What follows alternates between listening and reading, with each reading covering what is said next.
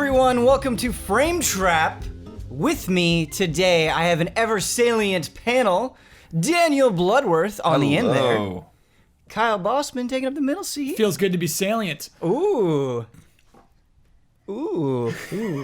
Rounding out the cast, we have Bradley Ellis. Berserk. Brad, you and I have some plans for Berserk that we're not going to spoil, but... Do we know? Let's just say... Don't do that. You're going to have to be very specific or else people will assume the most. They will assume the utmost. You know that, like, we're working on the next chapter of Berserk. I'm new lead writer. Okay. No, Brad, do you think we can say it? Yeah, it's fine with me. Okay. Well, all right. Not how I was planning on starting the show, but in January 2017, at some point in the month, Brad and I are going to be doing a new monthly show where we talk about an anime series, whichever one we fancy. The first episode is going to be about Berserk, and Anime we'll go from there. Or manga. Whoa. Other series that we've decided that we would talk about would be One Piece, Hunter x Hunter, Kill la Kill, and I look at this, just lighting up. Every single time we talk about a series that one of the other allies is interested in, like for Berserk, you know, Huber and Ian make a good choice. Hunter x Hunter, Kyle Bosman makes the best choice. We're gonna bring in guests, and we're gonna do that. Yeah. So yeah. Well, I think I think having Brad on another show. Maybe Brad, you should lead this thing. Maybe. Yeah. Yeah, absolutely. But absolutely. I think it's great. It'd be really cool if it were a new Patreon tier, but you get some incentive. Blood, you're bursting our bubble killing here. the buzz a little bit. No, it's cool. We'll find a way to add value to patrons with it. Yeah. It's the long fabled anime podcast. It is Oh the my long... God. You started this with a gift, Ben. I don't know how better you could have my started gosh. a podcast. Oh, well, good. I'm glad. I'm your host, Ben Moore, by the way. And we've got another episode where we're going to be talking about a video game a whole lot that we've all played, that we're all really into, The Last Guardian. But we're going to mix it up. This is actually Kyle's suggestion, and it was a really smart suggestion. We're going to be talking, that's the very last thing we're going to be talking about on this podcast, is The Last Guardian. So we can go into it. So we can maybe talk about spoilers without fear of, like, forcing you guys to scrub through the podcast and, have to skip over a bunch of stuff. So you get a whole regular Frame Trap and then some lovely Last Guardian talk at the end. There's one thing before we get into this that I want to talk about real quick, and I want to talk about Christmas breaks coming up. Ooh. And I want to know, panel, how you feeling by Christmas break? Are some of you going home? What are you doing? How do you feel about the holidays? How do you feel about your own families? Oh, man. I'm so pumped. That's a dude. weird question. Okay, my home is... Is that a weird question? My home is here. But, it's going to be an awesome Christmas, dude. Like, 25 people are coming to our house. Parents' house. It's going to be pandemonium. Just games everywhere. Because a bunch of people coming over are like my age and my brother's age. That we all grew up playing games together. So I'm going to have all my games, everything in my room, my computer. I'm going to have a separate room with the NES Mini ready to go for anyone else who wants to jump in. Brett, I want to come to your house. That's how you be a host, man. Yeah. That's awesome, dude. Yeah. So, do you think, like, a bunch of your family members will be around, like, playing Mario 3 and stuff? Probably, yeah. It's going to Okay. be sweet, dude. Nice. Do you have, like, any special drinks you drink the Ellis household? My brother is like a beer connoisseur. Ooh. Like, he's like a fanatic, I would say. And like different types of beer. So I always let him do all that stuff. Does he bring, like, a bunch of really Yes, he cool does. beer over and you guys drink And it? he has like an entire fridge and more filled with beer. It's insane. It's like your game collection, but just beer. I legit want to go over to your... You Like, can I come want to to my house abandon my anytime. family and just hang out with the Ellis. You ready for this? He got me, and I saved one for you specifically. What? It's a Diablo beer. Like, after Diablo, yeah, they had them at BlizzCon and stuff like that. Whoa. And he got he's a couple of them. He's just been Because holding on to it? he's more of a beer fan than anything. He saw a rare beer and he says, "I need that." Yep. Oh, you might be interested in this. Yeah, It's he's video like, games. you like Diablo, right, Brad? I was like, That's yes, I do.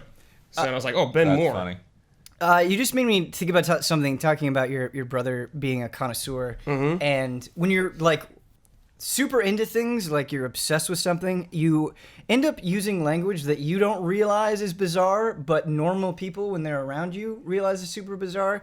And this moment happened to me recently. I went to a used game store, and my girlfriend was with me, and I saw a rare game that I had never seen in a game store before, and I go up to her, I'm like, oh, I've never seen this in the wild before. And she's like, what are you talking about in the wild? That's something that I say all the time when I see a game that What was it? I haven't seen before. Yeah, really. What? I think it was Bushido Blade 2. For Really? PS1, yeah. I never played 2. I didn't realize I've never seen it in the wild. one. You know what's really bad is when there are those games like that are like now super rare and hard to find. Yeah. And I have a copy that I've had since launch that I haven't finished. Oh, feels bad, man. Blood. You probably have like one of those. I've got quite a few. I Okay. think. Yeah, I was gonna say I got. Damn, it's what the were worst. you about to say, Ben? That was very like smug. No, You probably it got wasn't. like one. I've got like 30. It wasn't meant to be smug. It was just. Okay, another Spit it story. out. I for years I ranted that I was like, oh, I want a copy of Earthbound on the SNES Oh, okay. because so badly, and somebody got it for me as a gift, and I was like, oh, I want to play this series. I've heard nothing but great things. This is a really important RPG. Still have not played that copy of that man. cartridge that Okay. somebody like went out of their way to find for me, and so no, it's not smugness. It's just Did you play it in some other self-loathing and format, guilt. or you still haven't played it? What's that? Did you play it in a different format, or you still haven't played it? I have played the Virtual Console version, but I've still not played that Oh cartridge. man, you gotta do the real deal. Yeah, it's I mean, very The disrespectful. Virtual Console, yeah, it's pretty good emulation for the most part. But I've been loving Earthbound, man. Yeah. Dude. I've been watching your streams too. That It game seems is awesome. so good. Kyle. Let me tell you something I'm really excited about. Okay. This Christmas in particular Oh my. pertains to this podcast. So, I got a PS4 Pro, right? I was talking to my dad about it, and he's like, Papa Boss? Yep. He said, what are you doing with the old PS4? And I said, I'm probably going to take it to GameStop and trade it in. Do you know what that price is? No, and that's what he asked. He said, like, so how much they're going to give you for it? And I said, oh, I don't know, probably like $100. He said, oh, okay. And I said, wait, what? Did you want it? He's like, yeah, I was thinking about it, but if you're gonna get $100, you should probably get it. And I was like, no, Dad, if you want my PS4, please, I'm dying to give this to you. Dude, awesome. And he said, well, yeah, I mean, I'd take it. Wait, does your dad ever play games? I've never seen my dad play a video game since Jet Moto on Dude. PS1.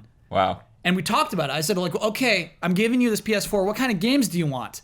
And he's like, oh, well, I guess, is there any game like Jet Moto? And I said, no, they stopped making Jet Moto. They stopped it.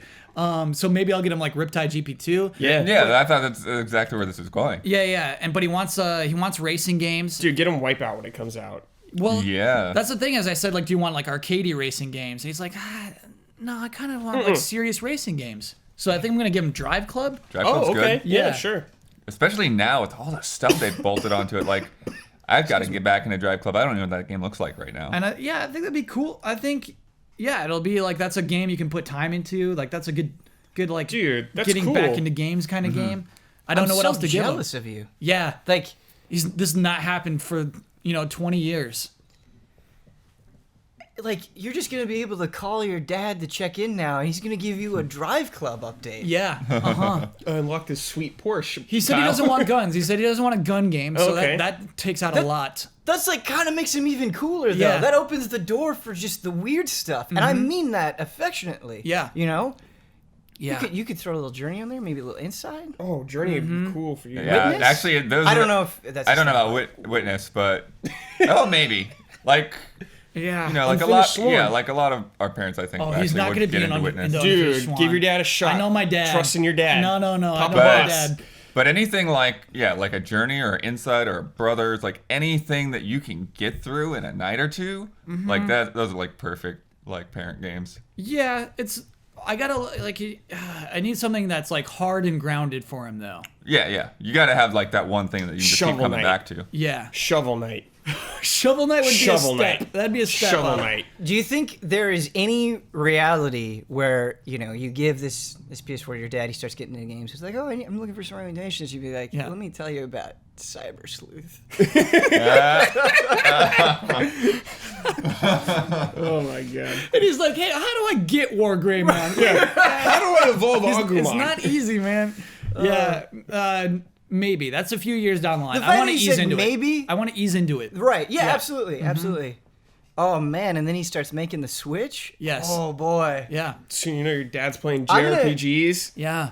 We're gonna have a Papa Boss update. I think it's gonna be a Papa new Boss little update. bit on Okay. this show. Cool. We'll need one. Actually, absolutely, to see how the present goes over. Yes.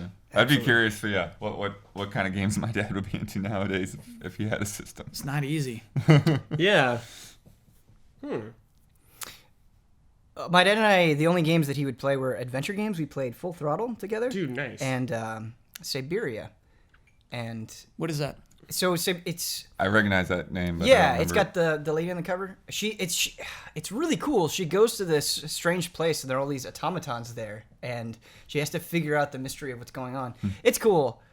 I can't play those games anymore though because it feels wrong not playing them with my dad. Damn, dude. So yeah. Wow. Daniel Bloodworth, talking about your dad, was you said games that he would be into now. Does that mean he was into video games at some point? Yeah, I mean, my dad passed away like 10 years ago. Yeah. I'm sorry. But yeah, he basically got me into RPGs and adventure games. Dude, like sweet. when I was about 7 years old, he got a Commodore 64, and like that's how I played Maniac Mansion and Legacy of the Ancients and like a lot of those kind of like foundational games Set you on the right before path. I had an NES. So yeah, That's really cool. some really cool stuff. And it was funny because like I remember when we first got like I don't even remember how long it was. It's probably only like a month or two. But I remember when we first got the Commodore 64, we got without a monitor because you could just hook it up to a regular TV. Mm-hmm. So as like seeing like a PC game on like the blurry old CRT, it's like that memory is still in my head. Dude, good memories.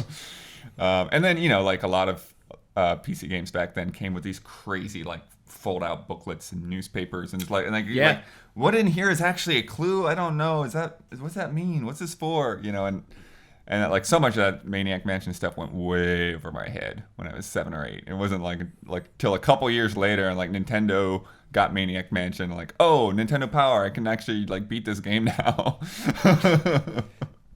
That's awesome. Dude, dad video game memories are the best. They are the best. They are the best. My I dad- remember okay, one of go the last times I went through a game with him, and I wasn't expecting it to go that far, but like I really wanted to show him Eternal Darkness, and I was just thinking I was going to show him the beginning, but like he was into it, and he watched me play like half of that game.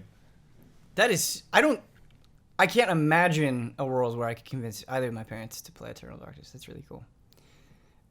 Speaking of Nintendo Power, did you guys ever have that experience where you would get Nintendo Power and you would just read about games that you never played? Ben, and how you- fun that was? Oh yeah, Ben, constant. I remember reading about Zelda 64, like way back, like before it was Ocarina of Time and everything like that. Just been like, oh, and Just like that seeing the mirrored Triforce. soldier weird thing. Yeah, he's like fighting a mirror soldier knight, and like they have like the actual Triforce there, and there's like Kakariko Village looks way different. right. Oh, so they had a screenshot in there of like Link going through a forest that wasn't like in either there of was the like N64 there was like a games. Poe, I think, in the background or something Yeah. like that. Oh, And it yeah. was like that like hit my imagination so hard, and I honestly didn't feel like anything really paid off on that image until The Witcher 3. And then like a once I full started dead going forest? back through those forests in Skellige and Witcher 3, and I'm like, yeah, they're huge. this is like the screenshot in Nintendo Power. They even did that with Twilight Princess. They had like screenshots of Link like in the forest, and it like wasn't in the final game back when it like first got revealed. Make it happen, Nintendo. Come on, just give me a forest. When he's like carrying a cat. Kind of, There's like a giant like beast. Kinda- like a giant Yeah, golem. well, that's like, the one I was looking at was like just a screenshot of him on Epona, like okay. like going through the forest or something. Sure. Daniel Bloodworth, outside of Skellige, outside of the Commodore 64, what has been keeping you occupied these days? You've been very busy. You did a lot of work kind of producing our Game of the Year stuff. So what have you been filling your time in between the spaces? Well, I think most of the stuff I want to talk about today is stuff I just literally was just playing yesterday. First of all, the Forza Horizon 3 DLC, Blizzard Mountain.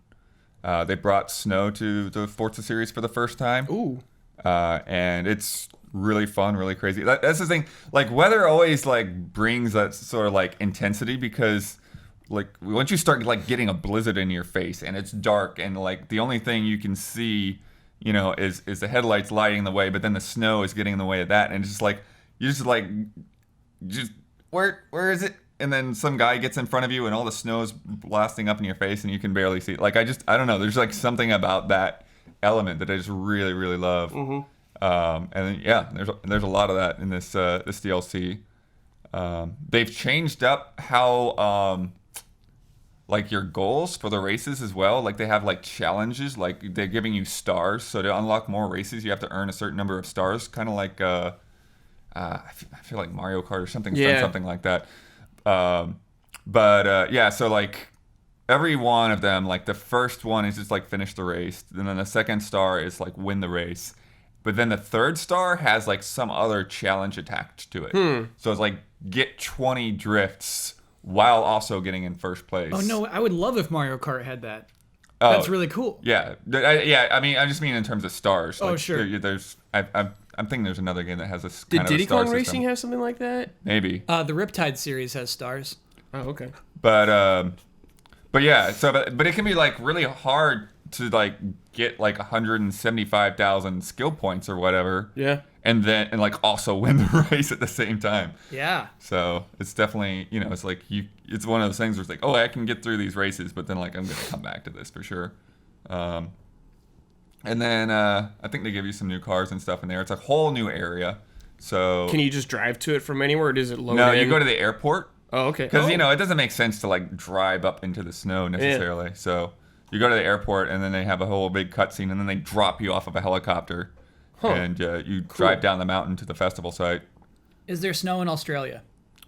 I don't know the answer to that question. I would guess that there is somewhere, because, like, down south, it gets really close to Antarctica. Okay. But I honestly don't know, like, Tweet if they have Ian a Hink. snowy mountain like that. Tweet at Ian Hink. Say snow in Australia or no snow in Australia. Say yeah or nah. Nah. Yeah or nah. I'm trying to think if there's anything else unique other than the star system. I mean, they've got. There was a challenge because it is a mountain, and there's some higher elevations and stuff in the main game, but there's an event where you basically it says cause an avalanche, which you don't really do, but you basically barrel off of the freaking cliffs. Just jump off of cliff after cliff after cliff to get to the destination point in time. That sounds fun.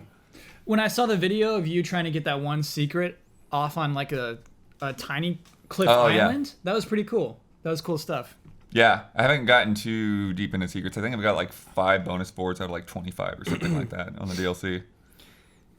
Blood, having played more Forza Horizon 3 than I have the other Horizon games, and really most of the other regular Forza Motorsports games, it's going to be hard, I think, for me personally, as a very, very casual racing game player, to get into Motorsport 7, just because of how fun Horizon 3 is, and just how much variety there is there, and like, it's definitely eclipsed the main series for me. Yeah. At this point, like I felt that it would happen when I heard about this team and I heard they were making the first Horizon, and it's just it's just incrementally as they've like made each one better and better. It's like, okay, like this is my jam. Like I like the aspects of Sims and stuff like that, but it's never really been where my heart is, and like for this to like have somewhat authentic handling, but then just to let you explore, let you jump off of things and do all that fun craziness, it's definitely more in my ballpark. The one thing that's always weird about the Forza DLCs, though, is they're fairly expensive. Like, this is $20. Whoa. And they've always been that way. The one kind of silver lining is if you get the expansion pass before the end of the year, you can get this one plus the next one for $25. Oh, okay. So you can do that, but yeah, if you get it individually, it's $20. Please correct me if I'm wrong, but just based on what you said about this DLC, it seems really, really cool, but I guess I was expecting more of like the $10 price range, right, for what it's adding. Do you agree with that, or? I haven't finished it, so I don't know how many events and how long it'll really last me. I mean, it is a pretty sizable chunk of world that they've added onto the game. But yeah, I've always felt that they're more expensive than they need to be. Like even like 2 had Storm Island, and then 1 had like a rally thing, and I think they were all like at that same price point. Like they were all more expensive than I thought they should be, but still, it is good. It's just like you'd have to really be into Horizon 3 and want more and want something different. That getting the 2 for $25 thing, is that something you can still do, or did you have to do it before this first pack came out? I think you have to buy the pass. Well, you can do it now. Okay. But I think you have to buy the pass before the end of the December 31st. Okay. Other than racing cars in the snow, what have you been playing? I got really into Super Mario Run. Oh boy. Yesterday. All right, so I need to know who here on the panel has played Super Mario Run. Not I. Kyle, you haven't? No. All right, Oh, Kyle Bosman, really? I need to ask you a question. Is this a vote of protest? Yeah, it's always something with Kyle. It's going to take a lot for me to choose to download this game. Really? Okay. Yeah. Okay. I'm excited to talk about this. Okay, let's do it. I'm excited to hear good opinions about it. Bloodworth, please go into your experience with Super Mario Run. I saw that it was coming out yesterday, and then pretty much downloaded it as soon as I got home, and I've been having a lot of fun with it. They give you the first 3 levels for free, plus access to like the extra bonus content, which there's a lot more there that I wasn't expecting. So you get these like tickets to do Toad rallies, which are basically like they're like Nintendo Drivatars in a way. Like you're competing against another player's style in a level. So it's not a specific ghost. Right. Oh, weird. So that's the weird thing. If you go for a rematch, like they're not going to do the exact same thing as before. Dang. So I don't know exactly how that works. Can I just say really quickly, I don't know why, I don't know if it's just like an OCD thing, but they give you, so there's 4 levels in a world, and they give you the first 3 levels, and they just don't give you that last one for free. But they give you 20 seconds of the fourth they one. give you 20 No seconds of way. it, and so it's just like, let's make this a complete Right. set, and then you can have the other 5 worlds. No, that's Yeah, genius. I That's don't know. hardcore genius. But I I don't know, do it just really, drives me insane. I like the fact that they let you go back to that as much as you want, because so the thing is like they do the challenge through adding coins. So every level has a set of pink coins, and then when you complete that, then there's a set of harder purple coins, and then there's a set of black coins. And the thing is it's not just about like collecting each one individually. Like for it to count, you have to collect all 5 of those coins on one run. So it actually is pretty challenging and addictive in that sense.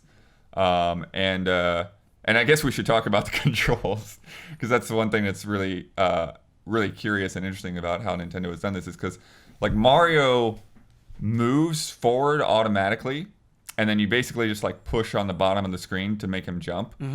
But it's actually really surprising to me like how much control that they allow you to do with that, because you can like wall jump to go backwards, or there are like little spots on the ground that will make him stop, and there's like, okay, then you time when to jump, or there'll be little places that'll like either make you jump forward faster or jump backwards. Yeah. And there's a lot of these things where there is actually quite a bit of control involved, and like how long you hold the jump down, and like you can like do tricks off of enemies' backs and things like that. I thought it was a really interesting and smart move that when you're running toward a Goomba, if you bump into it, you don't die. Mario just kind of vaults over it. And you can either just vault over and continue running, or you can vault and then like in mid-vault, you can hit the jump button and bounce off of his head to get things that are higher Wait, up. so they don't hurt? Like you can't get hurt by Goomba? You You can, can. but you have to like jump into it from below or something like that. But just walking into it, he'll vault over. I don't like that. I'm not into that. It's a little weird for sure, but it is makes sense in this game, I think. It does. And you do sort of have lives where like there's these the bubbles from New Super Mario Brothers. Yeah. So you have like a limited number of bubbles. So like you start off with 2 bubbles, and then sometimes you'll get another bubble out of a question block. Oh, can you like bubble anytime you want to, or something like that? Yeah. So like if you miss something, you can bubble, and it'll start going backwards through the level. But again, you only have like 2 of those, and if you use both of them, then you're dead. I see. So. Are there boss battles? Sorry, this might be Yeah, too there far are. ahead. Cool. There's Yeah. the little guys from the airships from Mario Brothers 3. Oh no way, the Koopa kids. And then no, just the whatever what is that guy called? The guy that just like I don't remember his name, but yeah. It's he goes it's like the this more with his generic arm. guy from the Yeah. Fortresses in Mario 3. Galoopa or something. I forget what his name is. And then there's the classic Bowser fights Yeah. Oh no way, from Sweet. like Super Mario Brothers. I think the boss battles are like among my major disappointments with Super Mario Run. No. Yeah, They're they're just- the easiest part of the game. Yeah, they don't really do anything inventive that takes like huge advantage of the unique control system that Super Mario has. It's just like, all right, you're in this room, like jump on this thing's head 3 times, which we have done in a zillion Mario games. Or with Bowser, like you can iframe it every time if you have a mushroom. Exactly. You just get hit and Iframe run it, through it. damn. And so yeah, I think there could have been a little bit more done there. Okay. Blood, I want to talk to you because I feel so conflicted. Because what I need to say about Super Mario Run is when I boot it up, I'm like, wow, this is an incredibly well-made thing. Just from a production value standpoint, like everything just pops. It looks really good. It runs really good. The interface is spectacular. Like the way they incorporate the Mario art, like it just looks slick. And kind of as we were talking about, they made, you do have a surprising amount of control over the character, and I think they made Mario work really, really well. But holy cow, am I super bored already Oh my of Super God. Mario Run? Are you? Yeah, like I think it's a good game. I really do. If I was reviewing it, you know, I think I would come out and say that, but it doesn't have what I care about in Mario games, and it made me realize what I care about in Mario games. Like, you know, in Super Mario World or Super Mario 3 or really any good Mario game, you have those moments where you find something you weren't expecting it. Like you're like, oh, I can go into this wall. Oh, I can go down this pipe. And you have that moment where you're like, oh my God, I wonder. And it kind of lights up your brain. And you're like, I wonder where else I can go. This game doesn't have any of that. It's true. It's definitely, yeah. I definitely see where you're coming from there. Yeah. And I wouldn't say I'm bored, but I'm actually, pretty obsessed with, the coin thing, and I decided, basically I decided rather than like trying to like get all the coins in one level at a time, that like I'm just going to do multiple runs through the game. Like I'm going to do like all the pink coins, and then I'll go back and I'll do all the purple coins and just do it that way. And I think it does a really good job of that. The level design gets progressively better as you go through the game, and there's some pretty clever levels. And they actually tweak them too. Like when you get to the black coins, like the level changes a little bit. Yeah. Ooh. And the same thing with the Toad rallies when you're doing the competitive things. Like those are the same levels, but they're not quite the same. There's a lot of differences in those levels when you're trying to run through there and compete with another player. The other thing that's missing that I realized was a big deal for me was you're just kind of Mario in this, and you don't have those like brand new, crazy, unique outfits that. That's what I was gonna ask you if there's power-ups. Yeah, and like I remember getting the penguin suit for the first time and just kind of like figuring that out and doing it, or like the cloud suit in Super Mario Galaxy, and They do have other characters though. they do have Okay. other characters. Yeah, Yep. they're not easy to unlock. The first That's one cool. is Toad, which they say something about him being faster. I don't know if it's not an easy thing to perceive. I think he's faster. Yeah. But the thing that's weird about Toad is there's more risk involved too, because if you get a mushroom, it doesn't give you an extra hit. It just gives you points or whatever. Oh. So like one hit on Toad and he's down. And then the others you have to unlock through Toad rallies. And so basically the way the Toad rallies work is you compete against another player, and then whoever gets more coins will win that rally. And but basically you're not really competing against a live person. So it's like you either win or you lose. So, but if you lose, you actually lose your Toads to that other Stakes. contestant. So, yeah, so like you're always like you can go from like having 20 purple Toads to like dropping like half of that, and then if you lose multiple times in a row, like it can go down quite a bit. But as you get more of those Toads, then you unlock more things. So there's this little plaza that you can build to like, just customize, like put little Toad houses and stuff everywhere, and there's some bonus games there. But then you can also, like once you get enough, you can unlock, I think Peach, Luigi, Yoshi, and I think there's one other. Dry Bones. If it's me hear Wario it. or Waluigi, No, I'm in. it's not either one of those. You can unlock Toadette as well. Toadette, that's Okay. the other one. Give me give me a unique character. I love Toadette. No, I know But- that was perfect. Yeah. Why couldn't it be like Captain Toad you unlock or something Oh, instead of yeah. just normal I think Toad? And you They- can't jump. I think there's like a. You just run. I think they just wanted like a counterpart to Toad. What's for up? whatever reason. Yeah. Oh, Toadette? Yeah. I think she was created as a counterpart to Toad. For I'm just Double Dash? sick of normal Toad, Yeah. man. Come on. Let us know if Toadette first appeared in Double Dash on the GameCube. Write to @IanHink. Yes.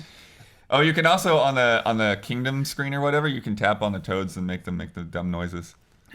I That's I think Toad Rally is a pretty addictive thing, and it is fun getting more stuff for your plaza. And man, it's really smart as a mobile game as well. It's super quick to just play a level. They don't last super long, so you just play a level like while you're waiting in line or something. Except so that way it works. the biggest bummer is having to be connected. Yeah, you have do to be online connected to play the all game time. for whatever dumb reason, piracy or whatever it is. Yeah.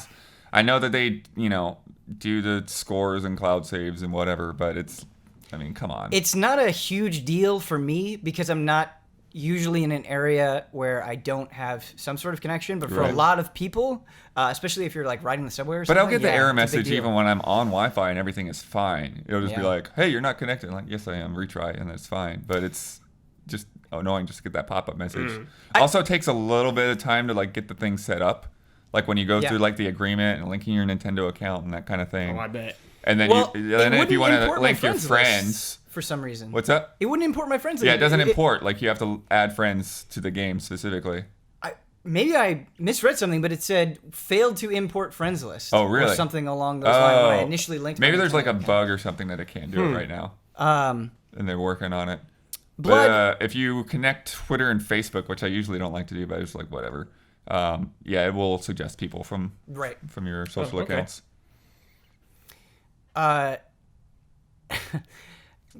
Let me know if you disagree, but while I think making Mario automatically run works well for this game, I really miss having that direct control. Mm-hmm. It just doesn't feel right. It feels like I'm missing half of the Mario experience, there are just moments where there are pause blocks where it will stop for you sometimes. Right. There are moments where it's like, no, I don't want to run here. I want to stop. I want to see if I can do this thing. And it's just, I just miss it in a way that I can't really reconcile with, I guess. I don't know. Yeah, I think though, it's a game that and this is a very Nintendo thing. It's a game that is extremely designed around those control limitations, and I think like you couldn't just like patch that in; it would break the entire game. Absolutely. It's Totally. like everything about this game is about having to deal with one button and Mario moving at his own pace. And there are things to consider. Like there is acceleration to his run, so that if you drop that bubble onto a platform at the end of the platform, you're not going to make the jump. Like you have to actually think about some of that stuff a little bit. The same thing with the wall jump. When you wall jump back and then you go forward, like there's some acceleration and deceleration involved in all of that. There are those blocks where they're the yellow blocks with the red forward arrows on them, and if you jump while in those blocks, he'll launch forward. Yeah. And there are really cool moments where it's like, okay, either I can launch forward and I'll reach this section, or I don't do that and I jump ahead of time and I'll be able to reach something above. And so having to make those split-second decisions is really cool, Yeah. for sure. So it's interesting. I mean, it's definitely nowhere near like a full-fledged Mario game. Like I've gotten through all the main levels, pretty quickly, and I would have gotten through quicker if I hadn't been obsessed with some of the other stuff. But I think for what they're working with and what it is, I think it's actually really smart adaptation for an iPhone game. I agree. I really think that, it's way better than, say somebody porting over Mega Man and trying to make it work with these virtual buttons. Sure. Marvel vs. Capcom on the iPhone. Is that bad? I haven't played it. It's not good. Oh, I didn't know that was real. I thought that was a joke. No, that's a real. Okay. That's a real thing. Jeez. And I think that's what Nintendo was always saying, like when they were resisting this, is like, no, it's like if we're gonna make an iPhone game, we need to make an iPhone game, not just put a bunch of stuff out there. And I think, and it's also really interesting that they've gone with this business model of basically the game has to prove itself to you in those 3 levels. You know, it's like you get that for free. You get to start it, and then you have to decide whether it's worth $10 or not, rather than, you know, watching ads or paying, you know, little stupid prices for whatever. It is a well-made thing that I just don't think is what I particularly want. And I think a lot of people are going to love it, and I see why immediately. It is, I don't know, I think people, it's such an interesting thing on so many levels that, like, it's such an important step for Nintendo in a way that I don't think can be overemphasized, that if you do have an iPhone, I think you should download it and play those first 3 levels and just give it a shot. Anything else besides Super Mario Run? And Forza. Yeah, well, we'll get into Last Guardian later on. Yes, I think that's the other thing that really want to talk about today. Kyle Bosman. Okay, obviously I'm very excited to talk about Last Guardian. Yes. Did some VR stuff. Ooh. Nothing too notable. Google Maps almost made me cry. That thing's really good. Dang. What? Huh. The Google Earth VR. It's sick. What? Yeah. Really, really good. Paint a picture. Okay, I mean, it's not a game, but the entirety of Google Earth is in VR. How did I not know this? It's really crazy. It's only on Vive, I think. Maybe it's on Oculus as well, but I tried it on Vive. And just being able to... The way it was now, we couldn't figure out how to just search for an address. Basically, you have cities that are rendered in 3D, I think. Oh, okay. And so LA is rendered in 3D. I was able to find my old apartment, basically based off of the buildings that Huber lives in now, which are very distinct. Shouldn't have said that. That's almost too specific. But anyway, I don't think it's that. They're coming for you, Hubert. they know your address now. But from there, I was able to find my current apartment. Just tracking, I found the target, and from the target, I was able to follow those roads to my own personal apartment. Your landmark. Yeah, which was rendered in 3D, and being able to lie on the carpet and peer down into my apartment was just unlike anything else. Kyle, I gotta say, out of everyone I've ever seen VR or use VR, I've never seen someone like crawl down on the floor and like have get on to the try floor it. as much as you in my Take a entire knee. life. You have to try it. No, yeah. not even taking a knee. You're like Yeah. going belly to the floor. I was belly on the floor looking at my apartment. But that is something I genuinely respect so much about you is, you know, you go to conventions, you see people try on VR, and they treat it like a video game like 95% of the time, and they're like, oh yeah, I can look around, and they might look behind them. That's not what you do. You sink into the earth when you're playing VR. Yeah. You become move there. around. You become there. Yeah. Yeah, oh god, it's so good. Another really cool really cool moment was the Battlefront VR, X-Wing? Star Wars, thing. baby. Yeah, I mean, it's not like too great on itself, but it was a free thing. If you own that game, you get that thing for free. Oh, cool. If you turn around in your X-Wing, you can see your R2 unit. Nice. That's just the coolest feeling in the world. That's like the dream, man. Yeah. I gotta play that. You're never instructed to, but you just hear it going. And Can you like, see turn- his dialogue coming up? No. Oh, okay. Like I thought it was gonna be like Empire, where you could see what he's saying. Oh, you can't. You have no idea what Okay. that little R2 unit's saying. That's fine with me though. Yeah. I got 2 things with the Google Earth. How does it? What is the image quality there? Poor. Okay. First steps. And it takes a while to load in. So at first you're getting like weird angular polygons of like the Golden Gate Bridge. You know, it looks really weird for a long time, but then Yeah. it eventually loads in, and you know it looks like the quality you're used to on Google Maps. And so it's not photo real, but it's based off photographs from a satellite. So it's still like the image is there, the effect is there. Still impressive. Yeah. I feel like VR is the closest I've kind of felt to like returning. When I was a kid, you know, you would go to Blockbuster, and when I was a kid, it was very hard for me to not fall in love with a game because I wasn't downloading games. I wasn't like, I might get one game a month. And you loved the game so much, and you were still blown away that your little console could do this thing, that it was kind of this great experience, and you saw the good so easily because you know it wasn't an embarrassment of riches like it is now. That's how I feel VR is. You know, like were we 10 years into VR, I bet you wouldn't be talking about Google Earth on this podcast. Right. You know? Yeah. And that'll be obvious. yeah. There are a lot of things, like, I don't think VR games are, like, up to snuff in a lot of ways, but playing them is still incredibly fun, and you see the good in them just because the technology is so impressive, you know? Yeah. I think that's really cool. Besides those, the thing I wanted to talk about, what I wanted this opportunity for, is to talk about Pokemon Sun and Moon. Yes! Okay. Now, obviously, we have Brandon's son, Kyle Moon, to talk about Pokemon for 2 hours. Like, we have very extensive... 2 hours? Sometimes, well, it's like an hour and a half last time, but yeah, just super long, Cool. Pokemon-only show. But something we don't talk about too much is... we don't critique it too much as on a broader level of what this game is.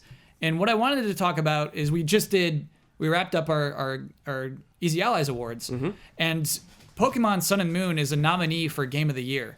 And I almost backed out. I wrote the entry for that one, and after I wrote it, I was feeling second thoughts on whether or not this game deserves to be a nominee for Game of the Year. And that's what I wanted to talk about, basically. Is that kind of game of that caliber for inherent reasons of just like, well, it's a Pokemon game. Obviously, it can't be Game of the Year. No, I don't doesn't think make any so. sense to me. Sure.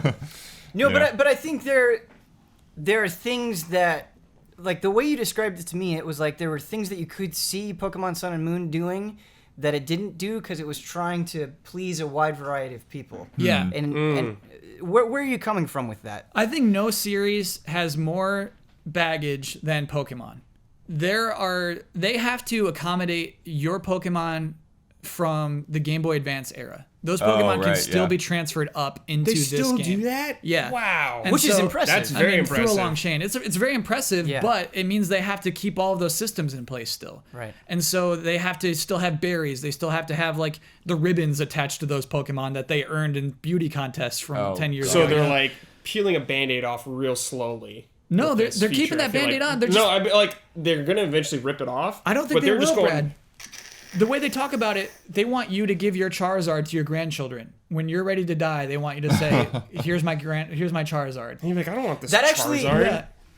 I agree with everything you're saying, but the thought of giving my grandson a Pokemon that I had when I was a kid is kind of emotional. Yes, and so they're keeping that baggage. They're still carrying that torch of all those things, and so coming into this game, it still has to accommodate all those things, and so it's weird. It has to also. The systems of the game have to apply to the meta, has to apply to the competitive scene. Wait, what's the meta? The meta is what I mean by God. like. No, I know what a meta is, but I want to know what the meta of Pokemon is. So there's a lot of like raising Pokemon. There's a lot of just the secret stats and things like that, which is actually stats? it's way more open about. They've made EV training easier than ever. Okay. But like if I say EV training to Brad, he has no idea what I'm talking about. No. If I say EV training to a pro, they're like, oh, this is a useful feature. Really crazy stuff that's built into this main game that it launched better than any other Pokemon in years ever. I guess they had one of their best launches ever, which is really crazy. This late in The funny thing franchise's is, life. people act like Pokemon is like a known quantity, or it's just kind of like sliding off and people don't care anymore. But I feel like almost every Pokemon game actually gets that. Like, it actually does better than every other Pokemon game before it. It just builds and builds on top of its fan base. Well, I mean, Red and Blue was like still huge. You know Yeah. what I mean? It's really hard to reach that height. It was the for- first one. That's yeah. fine. You know, talking about this baggage, Kyle, Yeah. I'm really glad you brought it up because it's something that I never thought of before.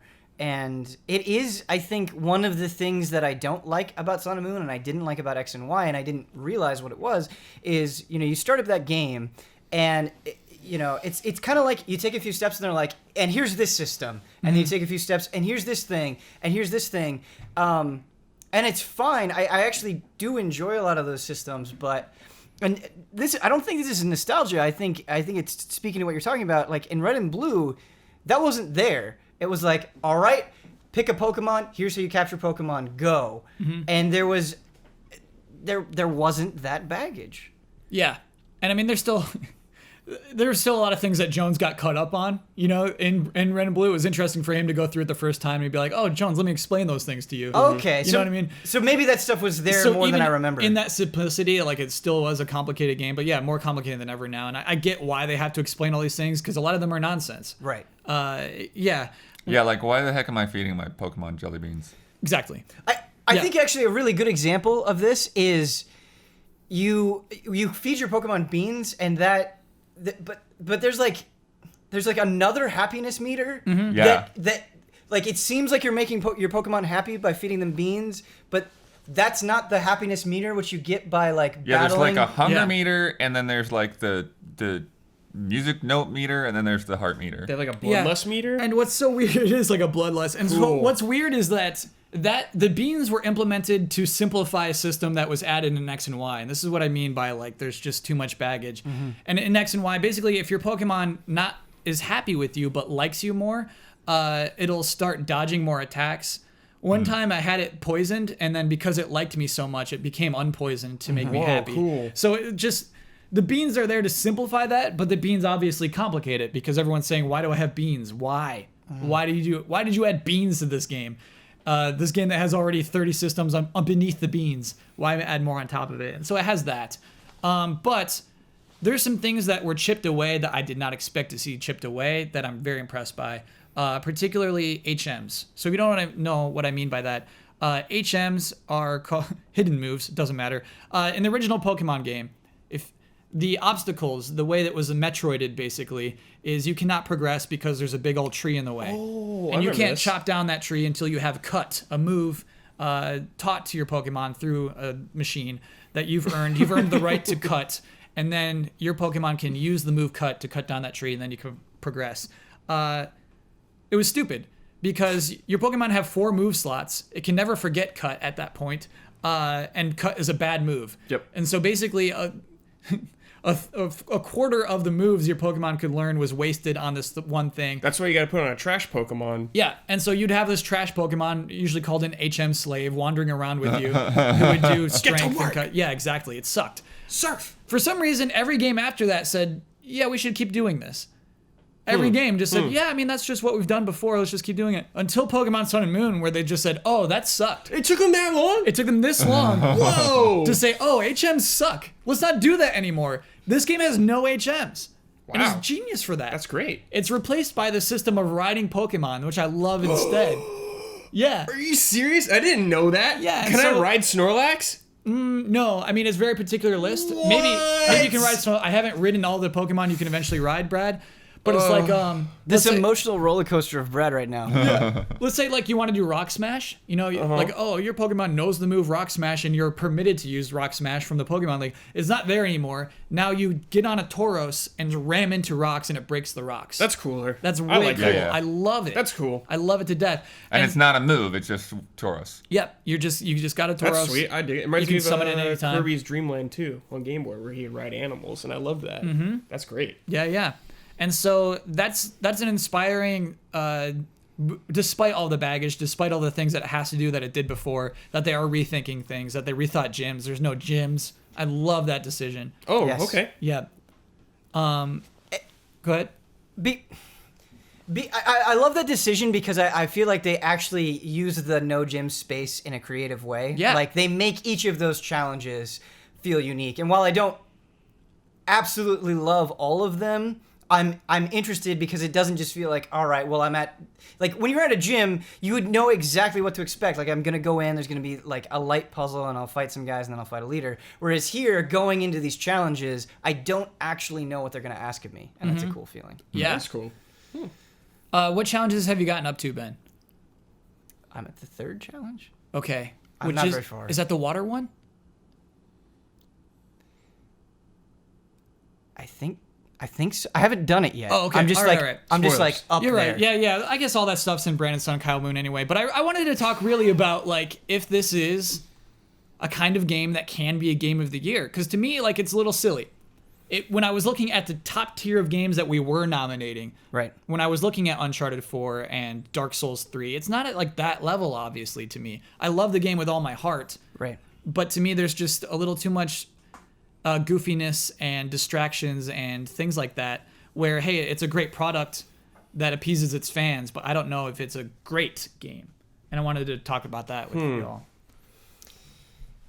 I mean, to me, Game of the Year doesn't necessarily mean the highest rated game. It's like your personal Game of the Year. That's why I thought it was up there, because you guys loved it so much. I was like, okay, I respect it. I think you have a point, though, and it's certainly something that I'm guilty of. Like, now when you're battling or trying to capture, specifically trying to capture a Pokemon, you don't have to go dig through a bunch of menus. It's just, you just hit a button, you throw the ball. It's much quicker.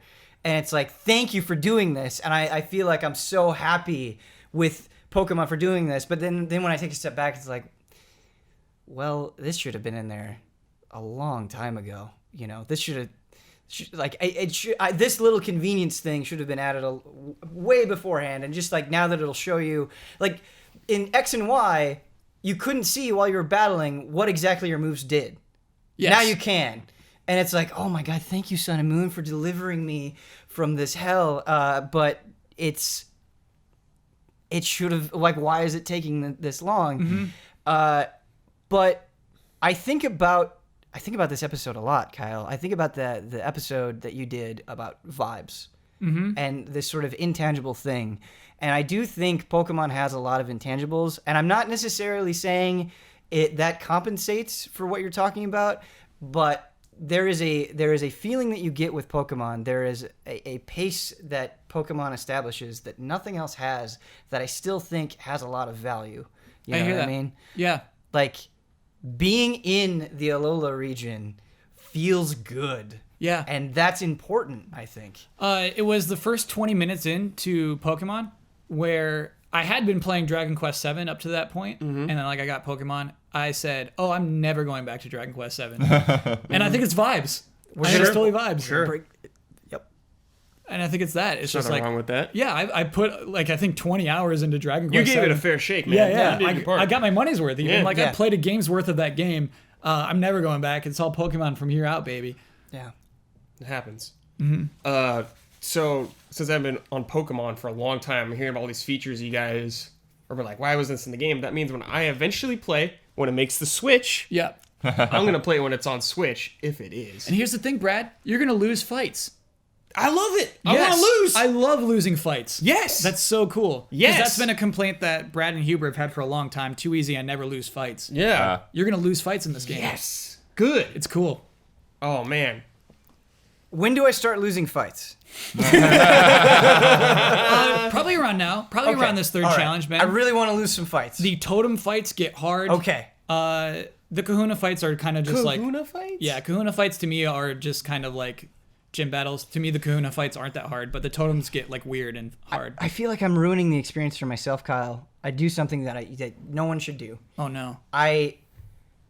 Before I progress to the next area, I have to capture every Pokemon that I can. Okay, that's what Jones does. And Oh, as yeah, a I'm result, like that. you get super leveled, especially with experience share. yeah. Oh, I would And definitely so- recommend turning experience share off. Okay, all right. Especially if you care about your Pokemon in the meta. I do. I will. They're not getting those EVs when you keep them getting experience all. You saying that like you're gonna lose some fights in the excitement that you had. Yeah. I want that. I want it so bad, and I gotta stop just being so obsessive about. Okay, all right. Though I have to warn you that commenters warned me that I need to turn it on.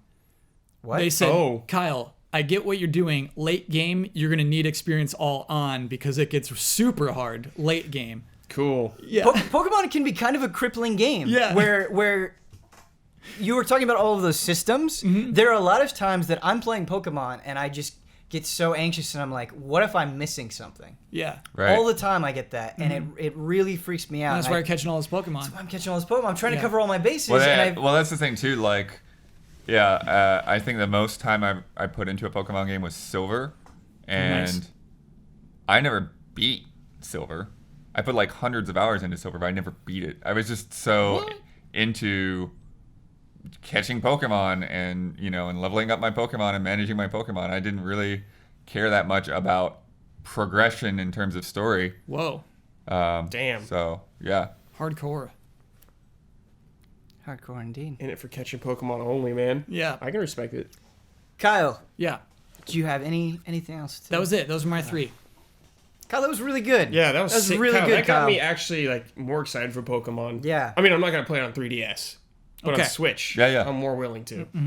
You know what I loved about that, especially, is that was coming from somebody that has played all of the Pokemon games and deeply cares about this series, taking a step back and looking at as a whole. And He's a pro. He's a pro. He's That an was expert. very good. That Like was if very good. I need to ask any questions about Pokemon, I will ask Kyle. Yeah, but okay. There is one other thing I gotta say. Yeah. I don't connect with people that reduce Pokemon to numbers. I just don't. Right. Like I think it's cool being competitive. I think it's cool competing. I want to get into it, but anytime like I love a Pokemon and I'm like I love it just because of the way it looks or the stupid little sound that it makes. Yeah. And then somebody says, "Yeah, but it's trash and competitive." It's like, but no, but you don't understand. Like, I Right. love this thing, and it's totally okay for me to love this thing. I think the game. And you don't do that. The game accommodates that. Yeah, it does. Like the meta doesn't. Like you probably would if you took it online, you're gonna get owned. But Right. like the game itself, you can compete with that weirdo Pokemon with Yes. weird moves. That's Yeah. cool. I Yes. like that. Yeah, I don't care how good Pick-a-Peck is. Right. I'm gonna keep that thing in my party for most of that Absolutely. game at least. Absolutely. Is Psyduck Just in wanted the to You're say not gonna that. be disappointed, Blood. game? Is Psyduck in the game? Heck yeah. Absolutely. Oh yeah. Yeah. Yeah.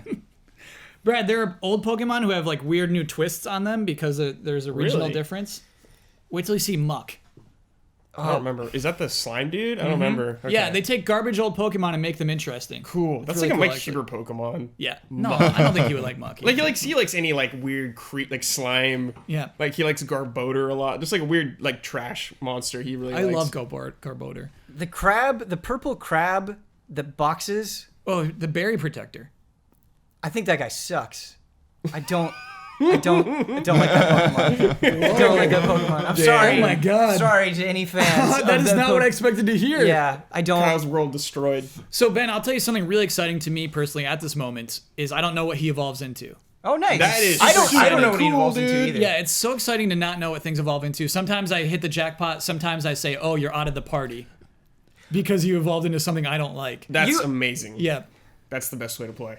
So you get really attached to Pokemon, but you also there The have been calls. times The where I've just turning overheard it. Yeah, and I haven't really like sat and watched you play Pokemon, but you'll just bring it up and you'll be like, "Yeah, I kicked that guy to the curb." And it's just, it fills you with such joy. And even the Pokemon that I hate, I have a hard time like just being mean to. But I love that. Yeah. Oh, I love it. Pokemon allows you to just be yourself. You gotta be ice cold, man. You gotta be. You, gotta only be got old. 6 slots.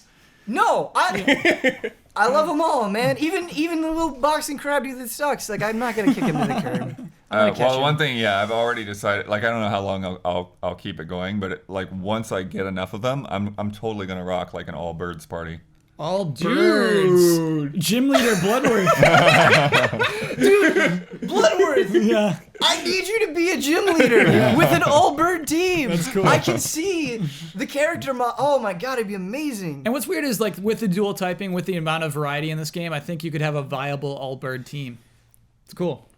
Play I'm- how you want to play. I'm Yeah. really bummed. So you have, like every Pokemon game, you have to pick a starter. Yeah. I picked Rowlet. I'm proud of my decision, but I also really like the other two, and I just want them. Like I just want a way to get them. How's the 'cause I love water them so dog much. guy? Poplio? Yeah.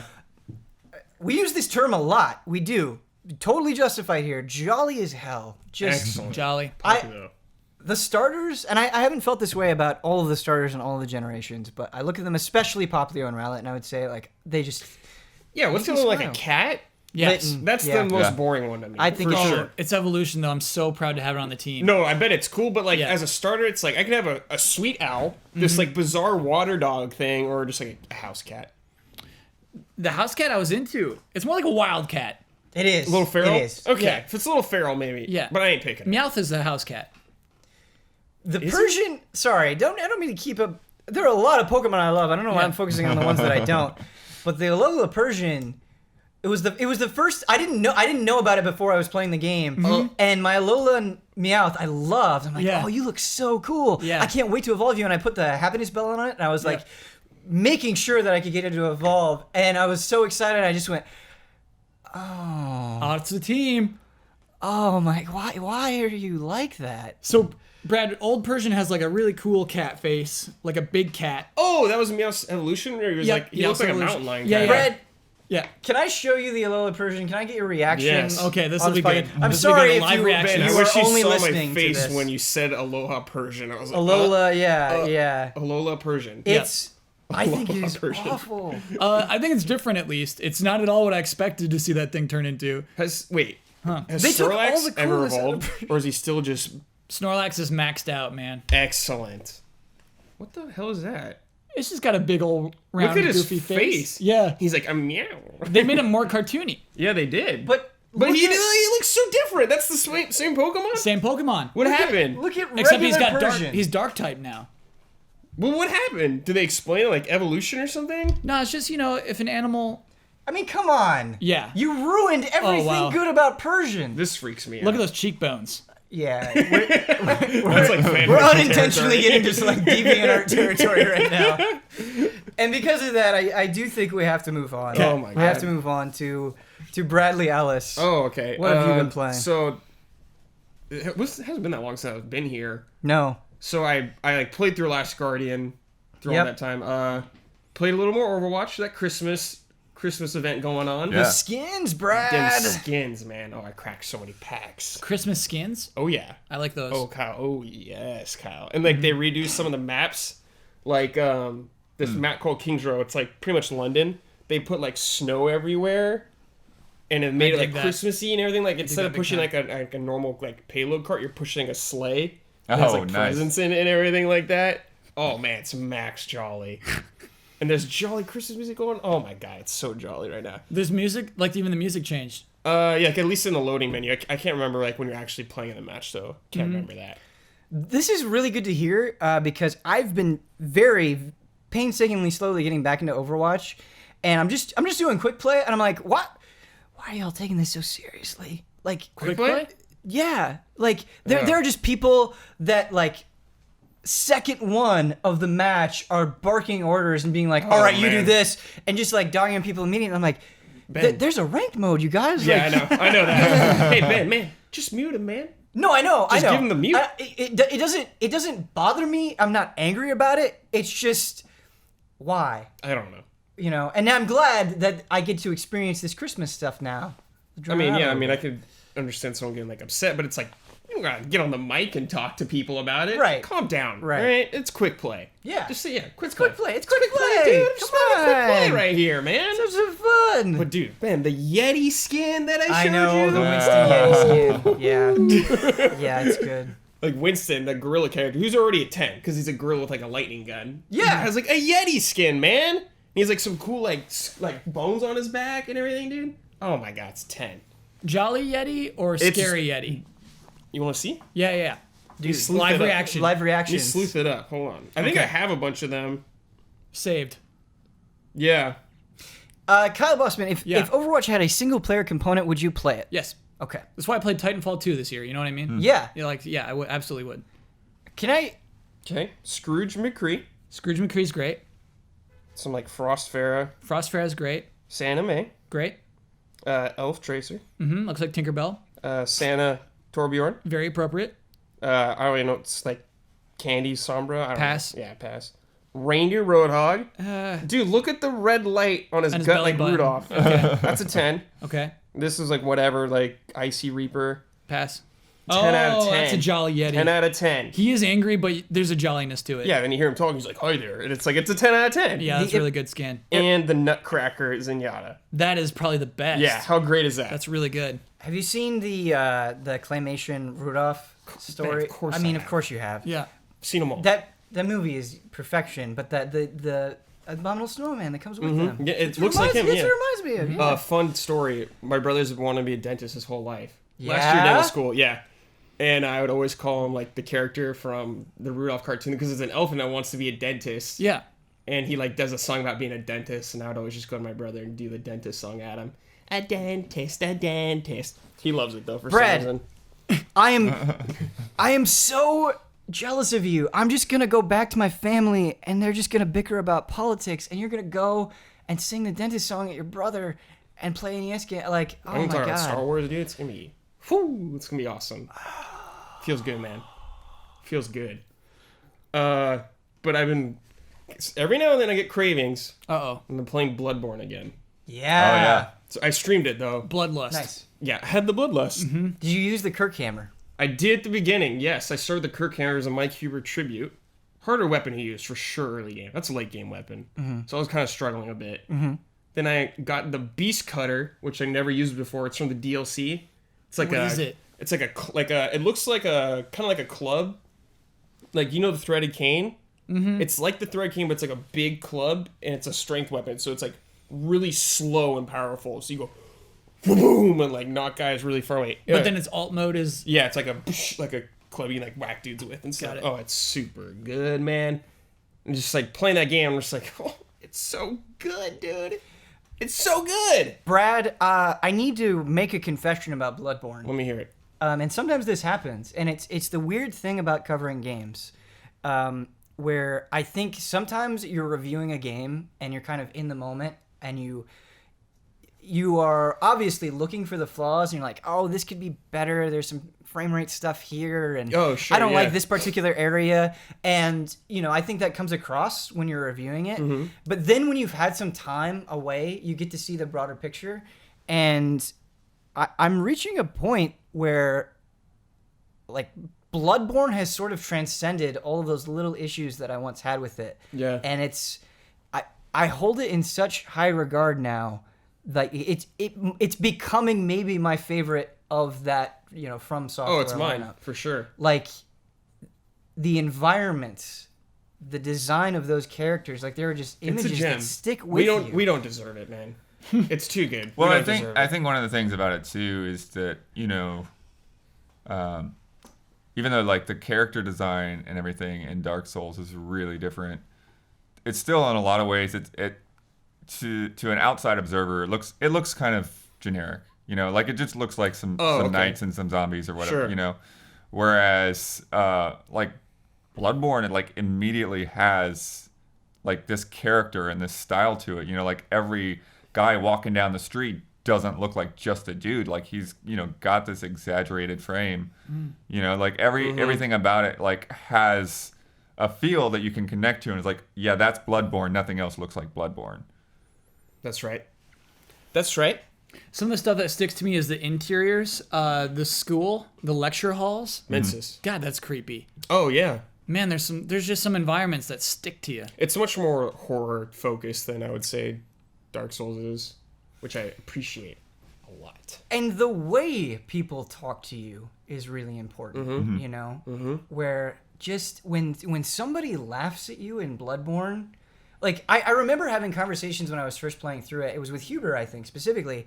And there was a person that never betrays you or does anything bad to you through the entire of that game. And he was like, I gotta kill him because I know he's going to. He's like the creepiest looking dude. Right. Yeah. And just the fact that the game can do that it doesn't have this elaborate storyline where it goes and he kills everybody, but that expectation is in place because of how he speaks, and you kind of come to your own conclusions. Yeah, you misjudge him. You misjudge as a him. character. Yeah. It makes you feel bad. But I didn't Yeah. kill him because I knew better. I get so mad. when I see things from people on the internet and they're like, "Oh, this generation of games sucks. Let's go back to the PS2 or this right, Super Okay, Nintendo." It's okay, like, guys. man, have you played Bloodborne? Have you played Bloodborne? Have you It'll played change The your Witcher life. 3? Even Like, Kyle played it, man. yeah, it's Using the nitrous. To nitrous. Now there's a weapon. I think it's a really boring weapon. Just a but big just an electric ball. It's good. It's good. I just like But I think it's really boring. bonking people with an electric ball. It's a so very cool. Kyle appropriate weapon. Like Yeah. when you said bonking, I was like, yes, that Yeah. makes sense. That's a total Kyle weapon. whenever I'm reaching here a little bit, but whenever you attack, did you say like bonked or get? I was bonked? listening to podcasts. Okay, Oh my. all right. I don't want to get into that thing. Kyle knows Do how you I know feel what's- about it. Not even that. When I was playing Bloodborne, I was actually watching TV on Hulu on the Wii U, Oh, I didn't know this. and so a lot of my Bloodborne memories are tied in with that weird Robin Williams TV show about how he was an ad executive. I forget the name of it. But like, so I would watch like cheesy TV just to like cool me down while I'm playing Bloodborne. Brad's head is against the door right now. The Wild Ones. The name of the show is The Wild Ones, I think. The Weird Ones? Is it the Brad, Weird Ones? I respect you getting up, but if you're going to talk, you have to talk. I never watched Big Bang Theory while watching Bloodborne. God. I can confirm that. So, but it is weird that like I have this associative, like when I'm thinking of the great moments of Bloodborne, I'm also thinking of like really bad TV show. Here's the thing, though. We give Kyle a lot of shit for listening to podcasts while he plays games. Yeah. And, I mean, to me, personally, it is offensive that you would play something as great as Bloodborne while watching cheesy TV. Like, that just... You think about it and your brain hurts. But what I respect is you don't let people tell you how to play games. You find a way that works for you. Yeah, I and you found do a it. way. Let me I found a way to say- get through it. Okay, the reason this makes me so mad with Kyle is because Kyle looks at games, I feel like, different than pretty much anyone I've ever met in my life. Absolutely. Who looks at a video game. And I just want Kyle's honest opinion of the game, but he just wastes it. I don't think so. I don't You're think so. you're like a professional artist looking at like the most intense painting ever, and I want to know your opinion on it so bad. I want you to analyze and everything. Mm-hmm. And you're just like eating popcorn like a slob, Yeah. and just looking around and not really It's like, observing oh, it. Brad Garrett's in this episode. Yeah. I'm just like, dude. But I think that Come plays. on. I think that plays into it. No one else would watch Hulu and play Bloodborne at the same time. I bet there's a lot of people out there that would do that. I hope not. Yeah. I mean, maybe. Let us know. Yeah. I mean, it's, for somebody that's like cares so much about context, who gets on the floor playing VR, and then to not Just Bloodborne is have the lights off and be immersed in that too audio. intense. If I got oh my to it, gosh. it's just too intense. But we have a Yeah. philosophy here Yeah. that we've adhered to that we say pretty casually, but I think has a lot of meaning behind it. Is play how you want to play. Play, I want to play it, but I'll still get mad at you. Absolutely. Absolutely. I understand. Yes. Just, Yeah. and then there's Old Hunters, the DLC. That's incredible. You Did gotta ever play. that? You gotta play Old Hunters. No, I watched you play a bunch, but I've never played it. Man, I just can't. I can't win, man. Come on. Even with Mass Effect 3, where it's like this DLC is the best part of the game. Like when I've finished it, when my character has been through it, it's so weird for me to go back and do more. Oh yeah, I mean that's a weird thing for that game in particular. But yeah, that was Citadel is definitely a good wrap up, a good farewell dude. that should have probably been there in some Yeah, form. I'm just disappointed, man. I feel like I'm disappointed in Kyle a lot. Yeah. And it's like I could reach these it's grades. really selfish Yeah. reasons for me to be disappointed, but I just Yeah. can't help it, man. Because I see the potential, and you just waste it Brad, outside on of Brad Garrett. Yeah. outside of being disappointed in Kyle, have you been playing anything else? No, I was just trying to get through Asgardian mostly Okay. on that time off. I can tell you're shaken. You're just Dude, because I know Kyle pretty well, and he's a great dude, and I see greatness sometimes, and he just messes Bloodborne, it all it's up. too scary, dude. It's too intense. Too scary. Dude. It's too scary. I feel you played like Outlast for 2 hours. You could do this. I was panicking through But you all of Outlast. did it. Yeah. And you have the tools True. to fight back. Yeah. Like really well. And Outlast, you're just like running most Oh, of the time. sucks. Yeah, it all sucks. It all sucks. Oh, man. Like I get it. It's sad. Can I share a slight confession plus quandary I have? Oh my with Ooh, God. here we Bloodborne? go. Confession Drop it. time. Drop it. I never actually got to finish Bloodborne, and I've been like, it's still like the box is still out on my desk because Whoa. like I want to finish Bloodborne and I haven't. Where But are now you? at this point, like I don't know whether I should go back to my save because it's been so long, or just start over. fresh. Where are you? Start over. I was just like getting into the beginning of Canehurst Castle. That's Bloodworth. pretty deep. That's pretty deep. No, Bloodworth. Ah. We were doing so well. Now Ben feels it too now. We were doing so well. The confession did not go over well. And then you said Canehurst, Yeah. The closest we'll get to Castlevania. and you got us caught in a frame trap. The forbidden word Was today Canehurst? was Canehurst. Wow. I know. I was writing up this podcast, and then the demons from the frame trap realm whispered Canehurst in my ears at the forbidden word. I'm like, Oh, okay, we're fine. We're not gonna talk about man. Bloodborne that came out Vile last Bloods. year. And now we're caught in a frame trap. Gotta get out. Kyle, you have not experienced this segment before. This is horrible. Yeah, it is horrible. What it is as we go through the podcast, if somebody, some idiot, you're not an idiot, but if somebody says the forbidden word, we get caught in a frame trap, and we have to perform some deed in order for the demons of the frame trap to let us out. Okay. Usually it's a game. Usually it's a multiple choice game. Today, the demons have let me off easily. Ooh. They gave me a little slip of paper, and it just had a factoid on it. I just have to read it. I have to read it. Okay. Otherwise, we'll never get out of this. Please be a frame trap. Miyazaki quote. Thank you, demons. Please be a Miyazaki quote. Here's a little factoid about Fumito Ueda. Oh, just as good. Fumito Ueda described himself as a very inquisitive child, saying, "I enjoyed catching and keeping living things, such as fish or birds. Other than that, I liked both watching and making animation. Basically, I seemed to be interested in things that moved."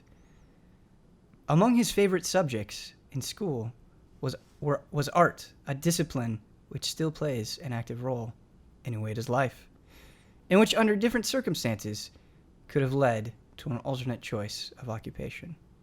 If I was not in the games industry, I would want to become a classical artist, though I regard not only games but also anything that expresses something, be it films, novels, or manga, as forms of art. Based Ueda.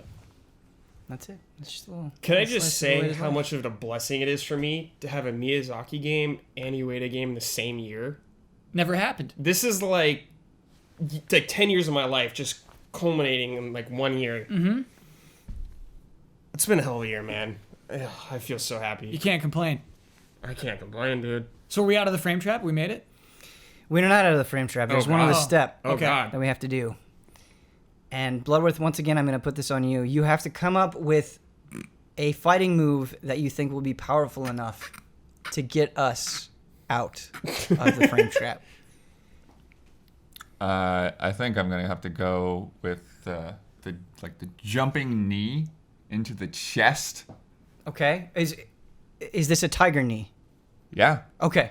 so tiger knee. Okay. Sagat? I need you to do it. I need you to give it some RP it. tiger knee me.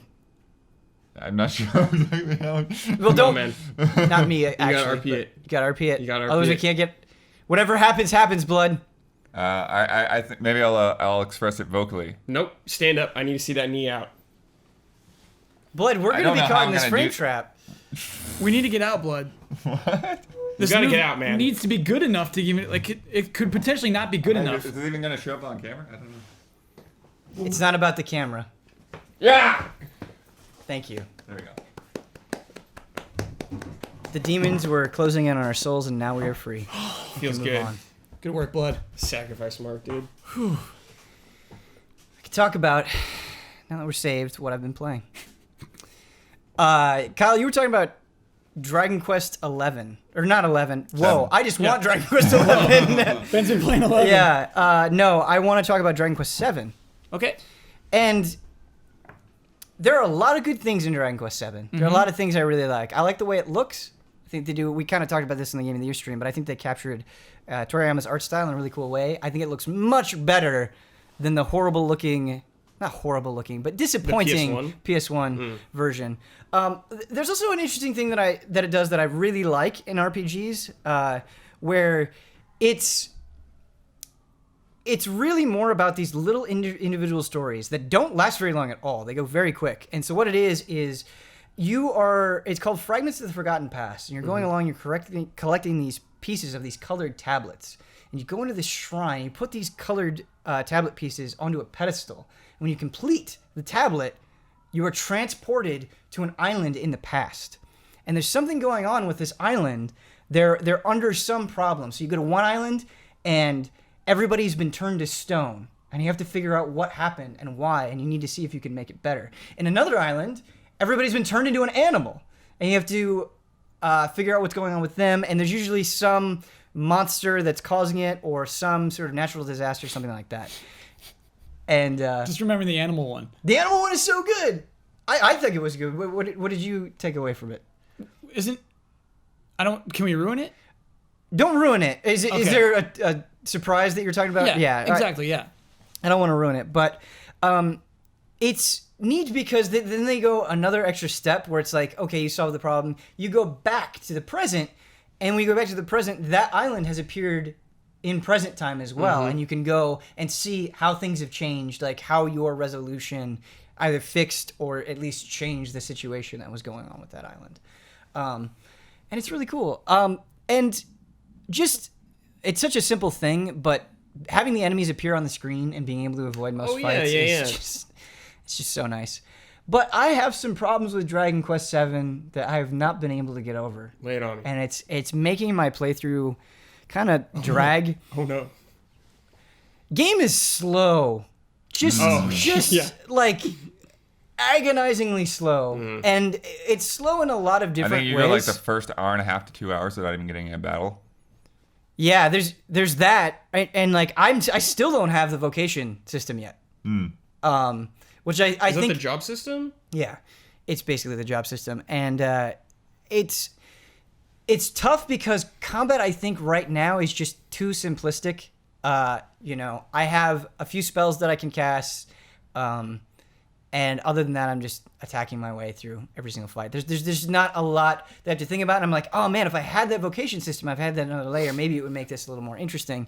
But it's the way that the game is structured. I love going to these islands and figuring out these little stories, but it feels like they put a couple of unnecessary steps. Like rather than just getting you to the meat of the problem, it's like, okay, you came all the way here, now go back to the present, go talk to this person, and then go all the way back. Like they're just it feels like they're stretching these things out way longer than they need to. And as a result, I have been putting on television shows and streams as I've been doing it. For Dragon Quest, you gotta. Yeah, but I don't necessarily know when I'm getting into dialogue. And then when I get into dialogue, I feel like I need to pause whatever's on the screen and pay attention. Yeah. So that's been frustrating me. I think the other thing that's bumming me out about Dragon Quest VII is, at least so far, and I'm like 13 hours in, is there's just not much to those characters.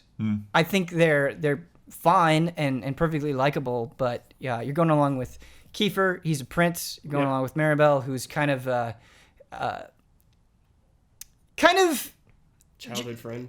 a childhood friend, but is quick to temper, you know, kind of that sort of thing. Sassy rich girl. Sassy rich girl, yeah, absolutely. That's a good way to describe her. And there's another character that I don't want to spoil, but you know, they just kind of very quickly say, this is who I am, and that nothing has really happened. When you're going through these stories, they don't really have a lot to contribute to what's going on.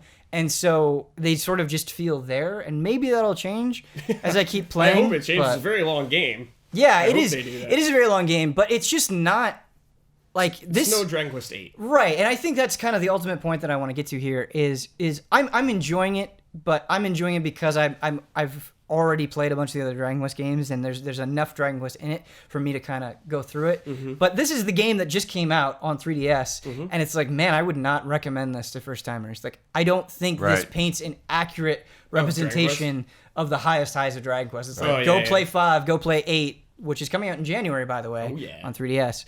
And so, yeah, I don't know. Yeah. Not my favorite Dragon Quest I've game. been playing it too. I kind of feel like same opinion with you on it. I want to like it more.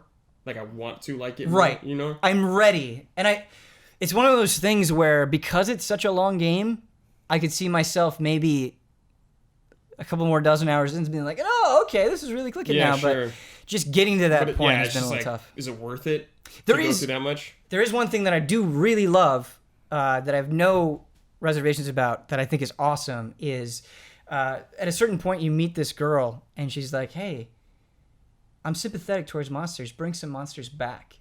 And you can go and you can collect monsters for her, and eventually, very slowly, you build this entire town of monsters, and they have like there are all these different shops and things that you can put, and just piecing together this town of monsters that this girl is sympathetic toward is a really fun thing, because you have to go out of your way to do it.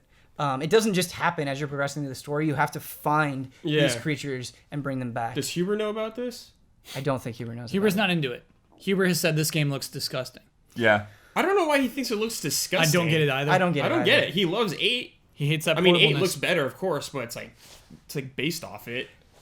Old 7 looks really weird. He has his preferences, and I think it just pains him to play JRPGs on a handheld. He wants it on the big screen. I mean, it pains me to play it on a sure, handheld too. And that's just his preference. And I really dig the environments of it. I like hitting L and R and like rotating the camera. Yeah, of course. I really love of it. course. Boss fight's really good, I think. When you actually have to use your buffs and debuffs. Yeah. Those are really, really fun. And just the 3D monsters, I think, look fantastic. And when, like, if you have a whole line of monsters and you kill several of them, it, like, zooms in on that one monster that's left. Yeah. Oh, they have great death animations, too. They have great I'm really death impressed by animations. those always. Yep. There's this, like, little gremlin archer guy that's being, like, suspended in the air by owls. Yeah. And when he doesn't do any damage to you, he, like, falls down on the ground. Oh, it's wonderful. Yeah, there's a lot of charm there. Are you gonna play 8? On 3DS, probably not. Oh, Yeah, I'm not gonna play it on 3DS. man. Is it because the PS2 version exists? No, I mean, it's because, January is going to be Final Fantasy 15 month. Oh, Kyle, I think you would love 8. I think I would, too. I mean, Eight's have the you not dream, played man. 8? I've not played 8. 8's the dream, dude. Yeah, just know. get 8 on PS2 and play it. It's the dream. Hey, he's really good. Yeah, but that's the thing for me. It's like I've been through that game. I love that game. Seeing it like de-res down to the 3DS, just like no. Yeah. I would play it on PS2 again before I touch it on 3DS.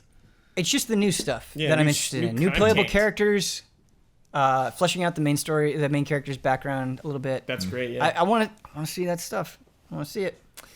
I want to talk about Let It Die, but Huber and Ian have also been playing Let It Die, and so rather than just me Haven't played it. And they love it. shoot out my opinions, yeah, Yeah. and they love it, which is great because I also love it. I'm gonna wait for them to get back before I say anything about Let It Die. It's great. You should play it. Another game I want to talk about, I streamed it on Wednesday, is Trails of Cold Steel. I watched you play a lot of this. Trails of Cold Steel Looks good. is great. One of the And- greats. Man, I feel so passionately about this game, and I feel like an idiot that I haven't played through the Trails in the Sky games, because, like, you look at this game. Legend of Heroes is the actual series, right? Legend of Heroes, yeah. So there's Legend of Heroes, and then there's Trails in the Sky, and then this is Trails of Cold Steel. And Are they there's related? Trails of Cold Steel Yes, too. they are related. They are Yeah. they're connected, but you okay. can just jump into Trails of Cold Steel and be totally fine. I see. Like, yeah, let's not get into that right now. But this is a game, when you look at it, you can see the budget, Sure. and that budget is low. Ben, I was about to say it reminds me of a PS2 RPG, but not Absolutely. in a bad way. No. But I get a total PS2 vibe from it. I am not saying this in a negative way. Like, this game does not have a huge budget. It Right. looks very much like like an up-resed PS2 Mm-hmm. RPG. But in spite of that, I think it transcends its budget in an amazing way that I love. And I think as soon as you get over that initial hurdle, you see it. And I think the reason it's surprising me so much is because of the characters. And I think at first, these characters feel so archetypal, like you've seen them 100 times before. You've got, kind of the plucky protagonist that's very optimistic. You've got sort of the love interest that there's an awkward situation at first and there's some tension, but eventually it resolves itself, kind of a thing. And then you've got, like, Fee, who never cares about what her classmates are doing and always sighs before, going along with what's happening. The Shikamaru of the group. Yeah. I mean, it looks like there's a lot of characters. There are a Am I lot of right? characters. Because when I was doing the thumbnail for your stream, I'm like, can I cut any of these people out? I guess I won't risk it. So there's this big lineup of people in the shot. Right.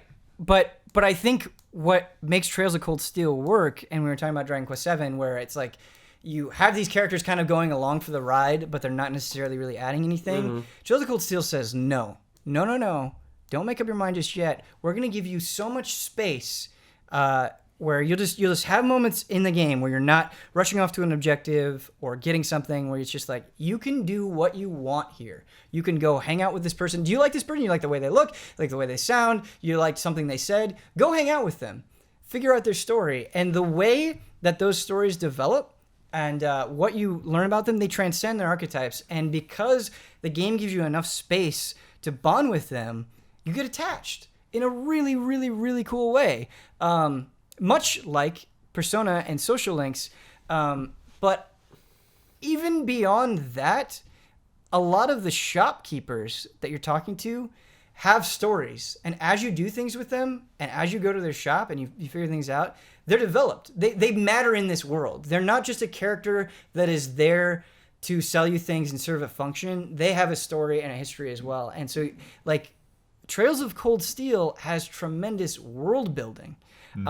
And this is my own bias, but if there's one thing I want an RPG to nail, it's that.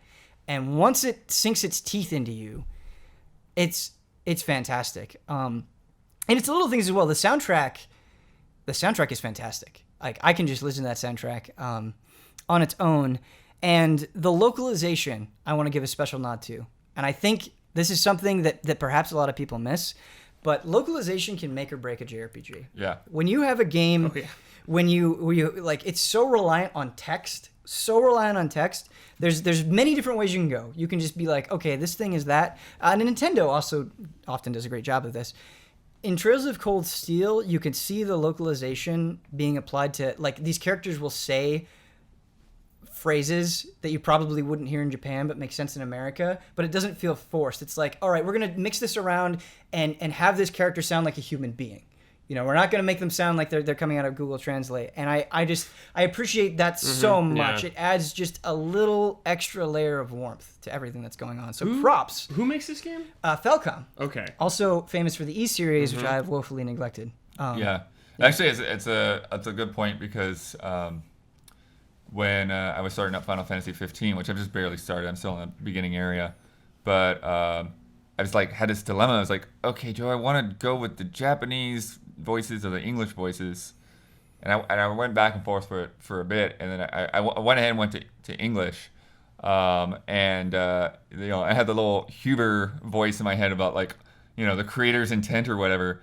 But it's like, once I started going around in that world and I started hearing, like, the little bits of dialogue and stuff, it's like, well, the creator's intent was for you to, like, hear these bits of dialogue and connect to them and connect to the personalities. And if you're doing that in a language that you don't actually know, it doesn't entirely work. If you're just trying to read all the time while you're doing combat and stuff, so that's why localization is so important to get right, because to get that same character across, like, you really do need to be able to hear it and understand it in a good way.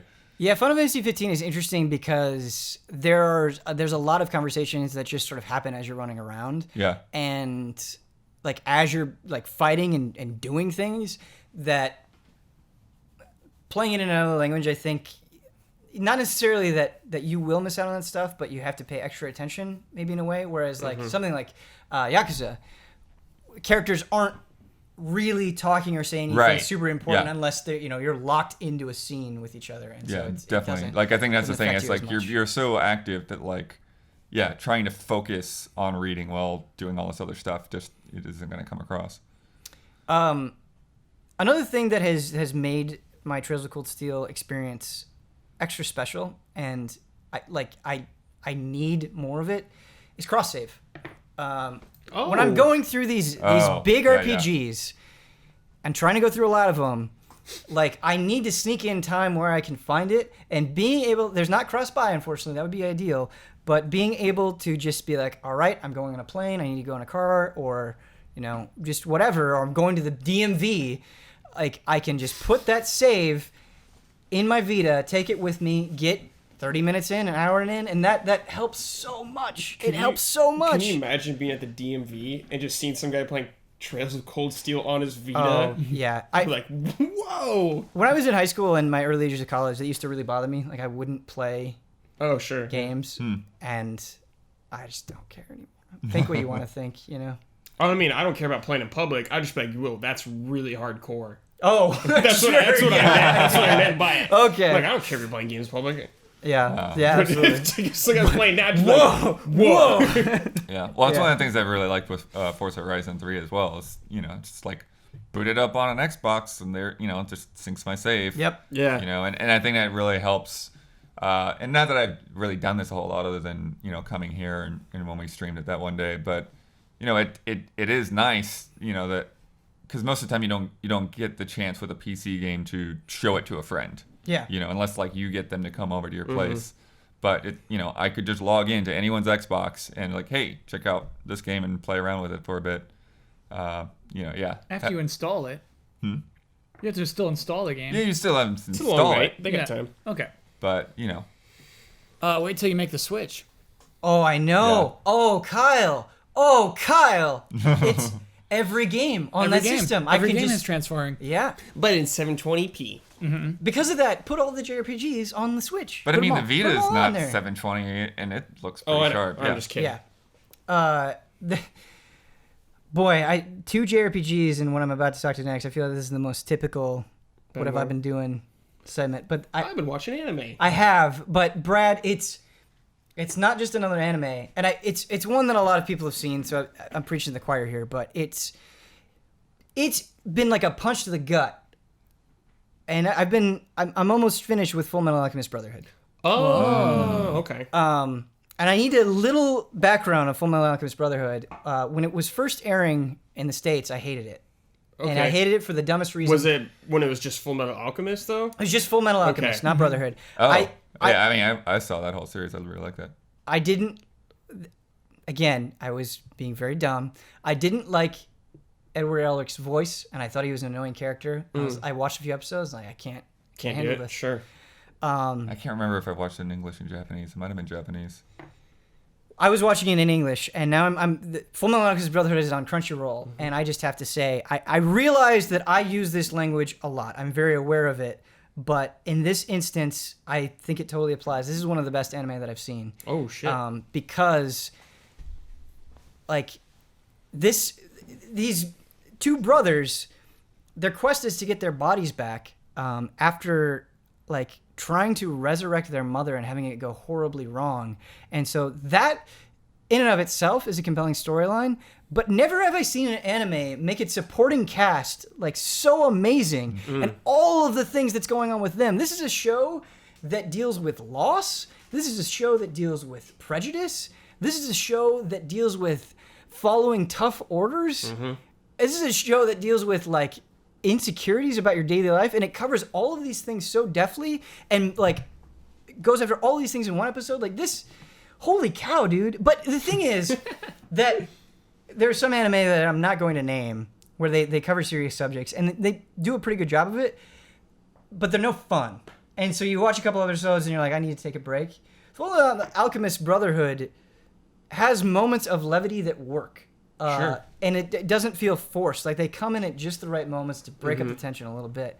And the way that they draw out that mystery all the way until the end, there's just like every few episodes, there's some revelation that happens where I'm like, oh my God. And it, like, after I'm done with the series, I want to go and I want to read about the history of the world, because they don't dump too much on you, but they do enough they sprinkle it, and there are enough breadcrumb trails where it's like, oh wow, this seems like a well thought out place. This isn't just a vehicle for storytelling, but you've created a place in its own right. And man, I don't need to ramble on too much about it, but I think you should watch it. I've never seen Brotherhood. I've seen the original one, Fullmetal Alchemist, but I've never seen Brotherhood. I didn't know what the difference was. I was like, they just remake it or something? So I have not seen the original Fullmetal Alchemist, and Okay. so my information I could be giving you may not be entirely accurate, but my understanding is that Brotherhood is closer to the manga. Oh, okay. But yeah, not 100%. Cool. Kyle, have you seen Fullmetal Alchemist? No. Okay. Would you see Fullmetal? I've heard many people say Brotherhood is way better, is super good. Yeah, it is. Yeah, that's boy. that's a tall order for me, because I haven't seen Brotherhood at all, and I really think that the original was great. When I was starting Brotherhood, and this is my biggest issue with anime right now, like when you show me 12 episodes, I'm like, no problem, and I usually get through it in a week or two. Yeah. Once we start getting into like 50, 60, 100 episodes or whatever, it's hard to stay engaged for that long and live a life. Yeah. There are, I believe, 66 episodes in Brotherhood. Like, I'm drinking Brotherhood like water, man. I am going to be depressed when I'm done with the show. That's what it was like when I first started watching One Piece. Yeah. And I was like, man, this is so good. I consumed it all really fast. Right. And I was like, oh, there's like 500 right Yeah. now. And it's Yeah. still going. That was like 8 years ago. Oh. Definitely.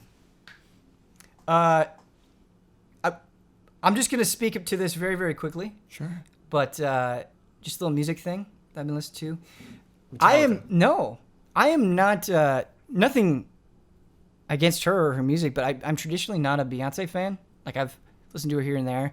It's just been like, oh, cool, and then it never really clicked with me. Her latest album, Lemonade, holy cow!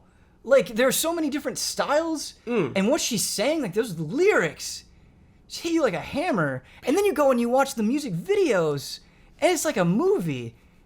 And this is the first time, because it's not on Apple Music, like I can't just stream it, that I've gone. It was like the album was like $18, and I spent it no problem. Oh, okay. Well, cool. I am blown away. $18 is like Yeah. double or something, or Pay up. how many tracks? Well, are on because that? it comes with the full like music video movie. Oh, okay. Yeah, so that's I why it's see. more money. But yeah, Beyonce Lemonade. I've just been listening I to did it not expect you to say that. nonstop. Yeah, and it's outside of my Yeah, normal sure. listening zone. That's cool. And I recommend I dig it. people check it out. Yeah. Holy cow. Holy cow, man! She's got things to say that matter in a really cool way. But it's time. It's time for that moment that comes but once every 2 weeks. Prepare yourselves for HOTTAKE! And for this week, for this episode, what I've decided to do is I've been thinking a lot about quarter one of 2017. Oh wow. Yeah. And I've decided to call it the quarter one of Doom. Or the first quarter of Doom. I suppose that maybe has a bit more of a ring to it. And so what I'm going to do is I'm going to read through all of the games that I think us as the Easy Allies would be interested in. And definitely going to play and definitely going to have feelings about. And I want you guys to talk about them if anything comes up. But I want you to pick from this admittedly big list one game that will rise above all others. And I want you to tell me why. Just one. Okay. Do I get to save it until the end? Yes. Okay. You absolutely get to save it to the end. Great. All right. So here we go. If I miss something, chat, please let me know. Tell at Ian Hink Right. what he missed. So in January, it's weird because this list has Japanese releases on it as well. So it makes it a little confusing. In January, we have Dragon Quest VIII, Journey of the Cursed King on 3DS. Gravity Rush 2.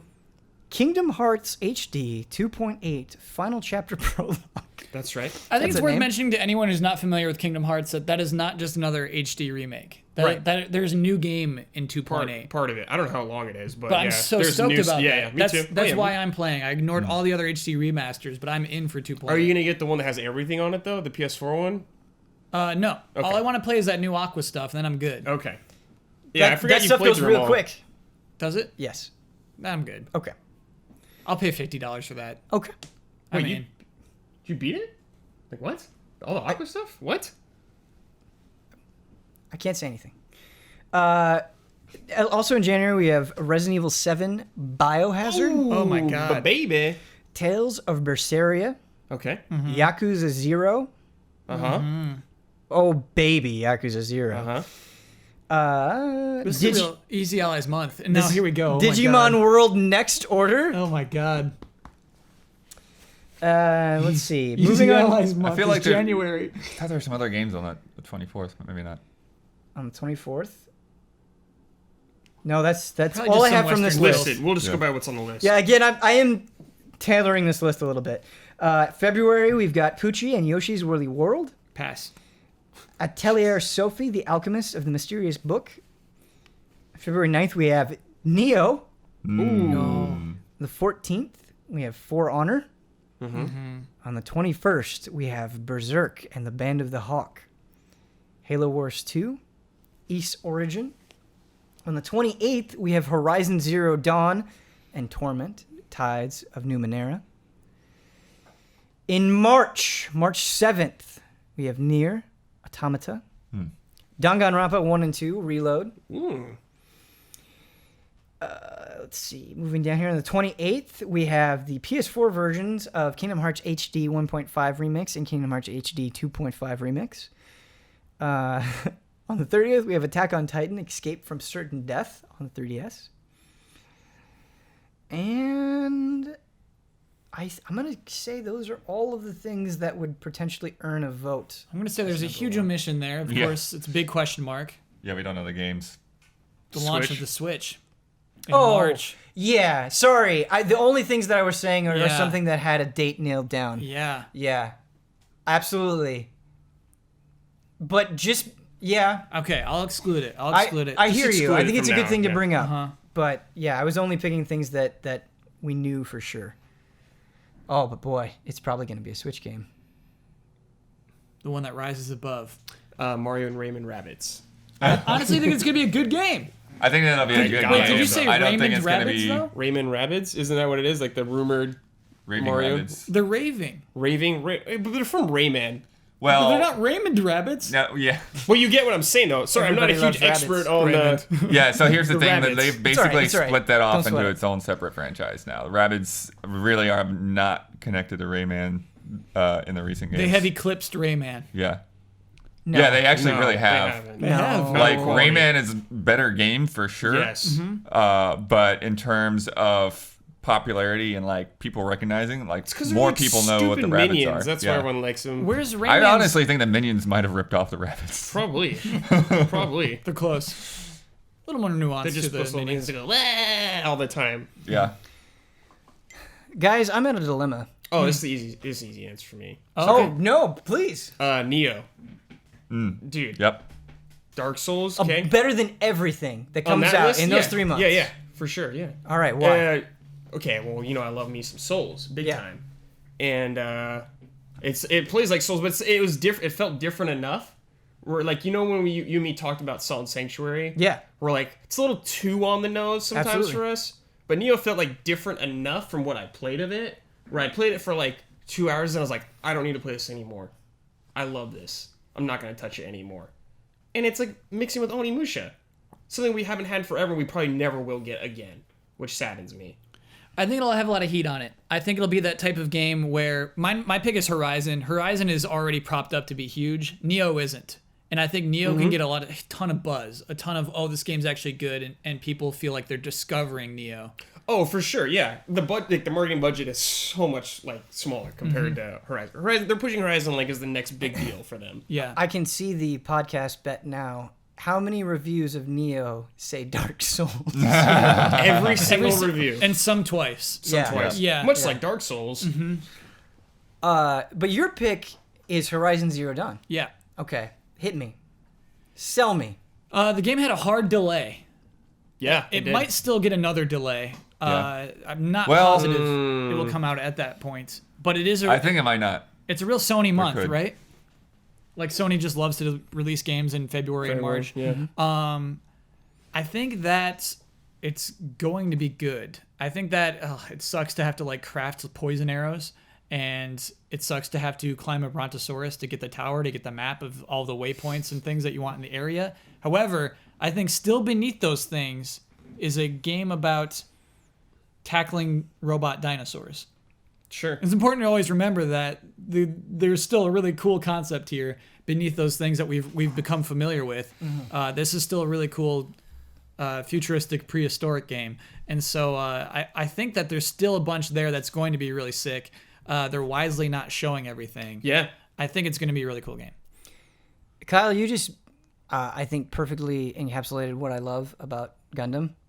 Is there are a lot of Gundam series where they have really interesting storylines and strong characters and a lot of melodrama, but underneath all of that, it's just like, oh man, it's really fun to watch those robots fight each other. Yeah, God, mobile suits are so cool. Yeah, Yeah, beam swords. yeah, and it's great that's not the only thing that there is, but boy, some meat and potatoes that can fight each other. I think you bring up a good point in saying that it's not going to show. It's not showing everything. That is a game where, like, Yeah. I want to get to the game of the year discussions for 2017 and Horizon Zero Dawn to like be part of the best narrative category and to have people say didn't see that coming. Yeah. Right. I think that'd be And in awesome. a way, I almost feel like this last E3 showed a little bit too much, Like, bringing in that corruption element already, like, starts leading your head to places, Oh, sure. and it's like, well, okay. I don't know if I needed to see that. I feel like, if there's more just to the organic side of these things, like I think that could have been shown off in a way that wouldn't have led you down to like what the actual conflict is. But we'll see. Our presumptions may turn out false. Brad, going back to the surprise element, and that's something that Kyle is hoping for with Horizon Zero Dawn. Mm-hmm. Do you think that is a criticism that people will levy? Do you think you'll levy it against Neo, where we play through it and it's like, man, this is a great game, but I'm not really surprised? Do you think that'll be an issue for Neo? I don't know. Like, I always think that when I play a Souls game, like when a new one's coming out, I'm like, Souls. Mm-hmm. Like, I won't be surprised, but I am every time. Right. And this is like Team Ninja, like a completely different team. So I'm expecting them to do something like pretty drastically weird later on, knowing them. So I'm very hopeful. I mean, it's totally possible. Brad, playing through the beta and that like weird vampire lady boss fight. Didn't even get to her. Okay. Well, all I want to say. Just kidding. I'm sorry. All I want to say is that fight made me think, oh man, if this is indicative of the quality of boss fights in Neo, excellent.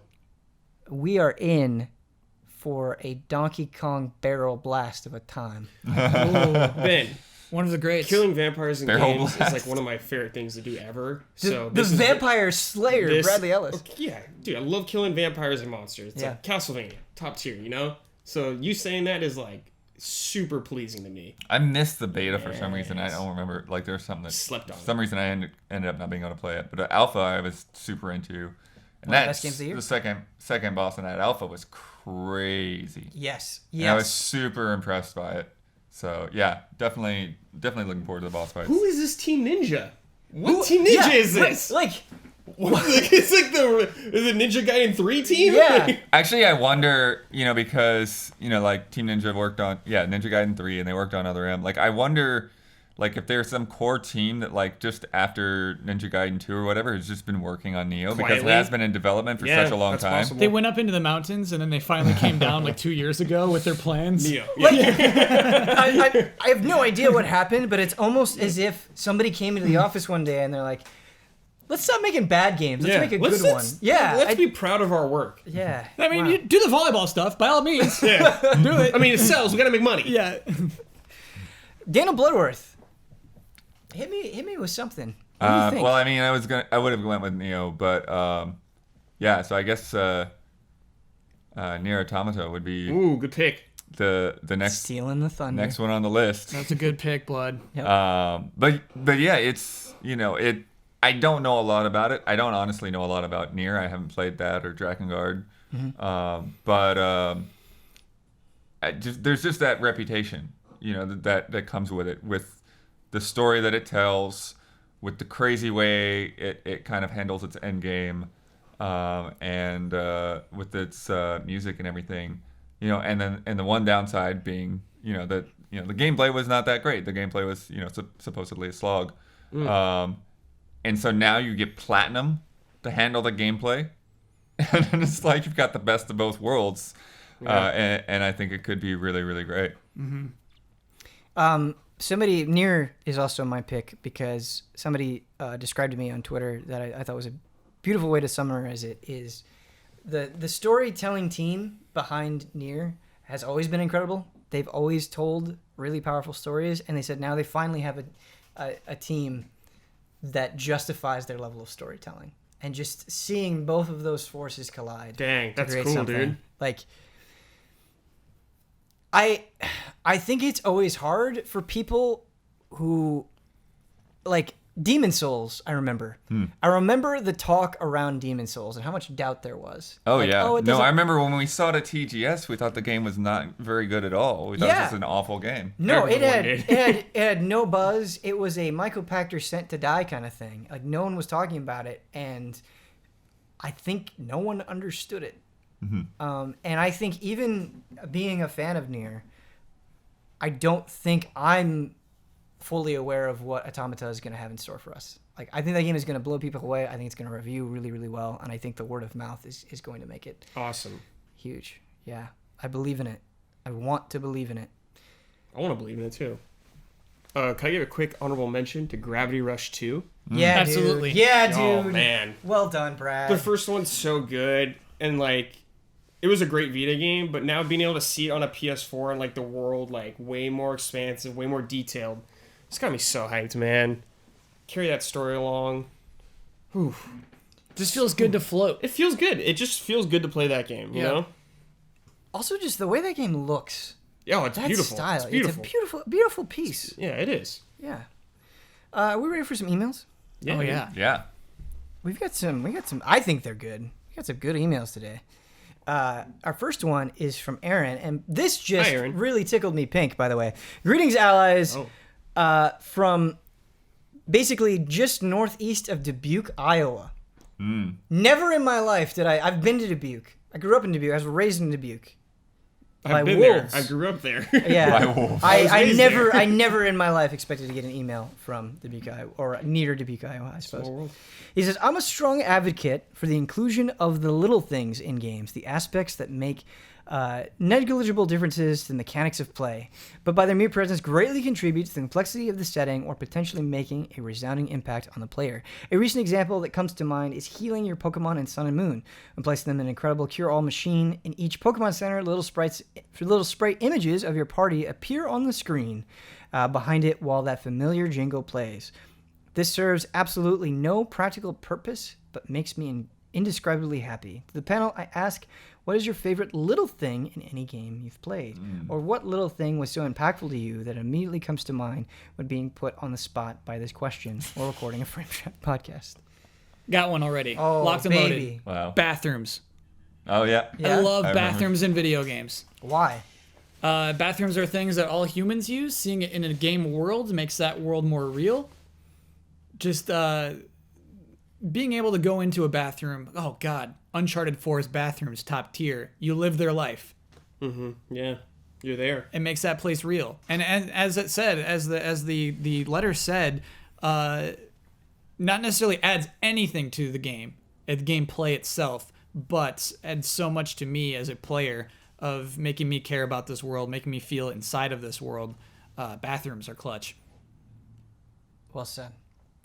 Bathrooms are clutch. Well said. Hate my language. I need to up my diction in 2017. It's hard because Easy Allies is so consumed by certain words and phrases that I don't even notice when I'm relying on them too much, you know? Yeah.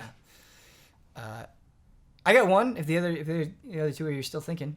I think I got one. Okay, Ooh. hit me up. I want like I'm gonna do a specific example in one game is like the mini games of Final Fantasy VII at Gold Saucer, Yeah, where it just felt like made that place feel more like an amusement park kind of thing like that. Being able to just like play things you've done in the game, like the snowboarding, the submarine, and like the fighting game. Like how much time did we spend on that fighting game last time we played? Oh, I love that. The Yeah. rock paper. It's just rock paper scissors. Yep. Yeah, but how Yeah. cool was that? and the That was system cool. that we got to make. Yeah, just like weird little mini games, I guess. Sometimes in games Yeah. that like don't really matter, I guess.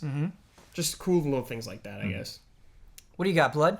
Yeah, I wouldn't say this is a favorite or anything, which is what immediately comes to mind, as he said. I'm not good with being on the spot. But there was this quest in The Witcher 3. I didn't even do it on my first playthrough. I did it on like second playthrough. And there's this tower on an island in Skellige that didn't seem to belong, and there was like caused storms on the entire island, and it was just wreaking havoc. And you go through this quest about a magician and everything, and then wrapped up in it is like this whole thing. And once you start reading the backstory of it, like the whole thing is just a joke about like DRM and GOG not having DRM. It was just like the way it was written like makes it work, but it was just so hilarious because it's like you can read it and not get it, and then you start looking at like what it's doing. It's like, oh, I need more. Blood, I don't understand the connection between the Wizard's Tower and DRM. Like it was. I'd have to like really look it up to like to explain the whole thing, but like it was, it went through, kind of like all of these like ridiculous wizard terms or whatever, and then and the solution to this is GOG blah blah blah blah blah, so yeah, I don't remember So it the wasn't even whole like thing. totally metaphorical. Like they had the letters G-O-G. Yeah. Oh, okay. And there was another thing, like in Blood and Wine, where like you picked up a letter and like or you picked up something and it was like the monogram was DLC. It's like the guy's initials were DLC. That ain't right. That's the opposite. Oh God. Funny little joke. No, that's the opposite. Don't name anyone DLC. I feel like not enough games do this because maybe people don't care about it, but in games where you can create your own character, you pick a race, you pick a class, you pick a look. I love it when not just at the beginning of the game, but multiple points throughout the adventure, they reference something about the character that you made. Cool. Because then it's not just like this theme park attraction where they're shuffling in everybody and they're saying the same thing. Like, it's like, oh man, they said something about me, about this character that I invested in, that I care about, that so many people won't get to experience. Yeah, I think that's really my cool. wife actually really like gets a kick out of Forza Horizon 3 calling me by my name.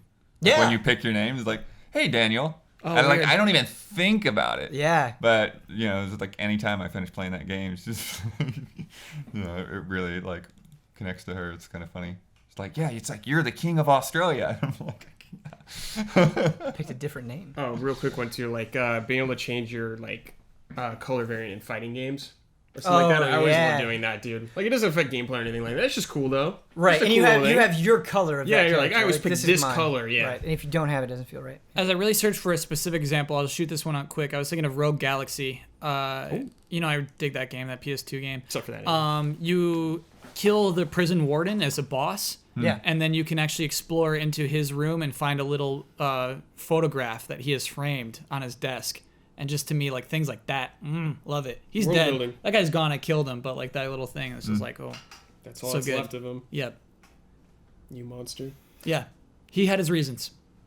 But there's like a remnant of him in this world even after you killed him. Like, Yeah. it's not like another video game Yeah. boss where it's like once you defeat him, you never see anything of them. He Was ever. lived that, there. Yeah, he yeah. lived in that what's spot. Yeah. like the Dark Souls character where like if you optionally attack her, then it like makes the whole world darker in on Orlando. Whoa. Oh yeah. Guinevere. Yeah. Yeah, that is cool. Our next question comes from Phoenix. Hey, Phoenix. He says, "Hey allies, growing up in the 90s, arcades, it was a big deal, but living in the South, there were very few and far between. I always had the dream of a 1/4 playthrough, and I achieved that dream in 2002 on a game called Marvel vs. Capcom 2. No way. Wow. Have any of you ever achieved the 1/4 playthrough? If so, what game?" Nothing close. No way. Nothing close to a 1/4 playthrough.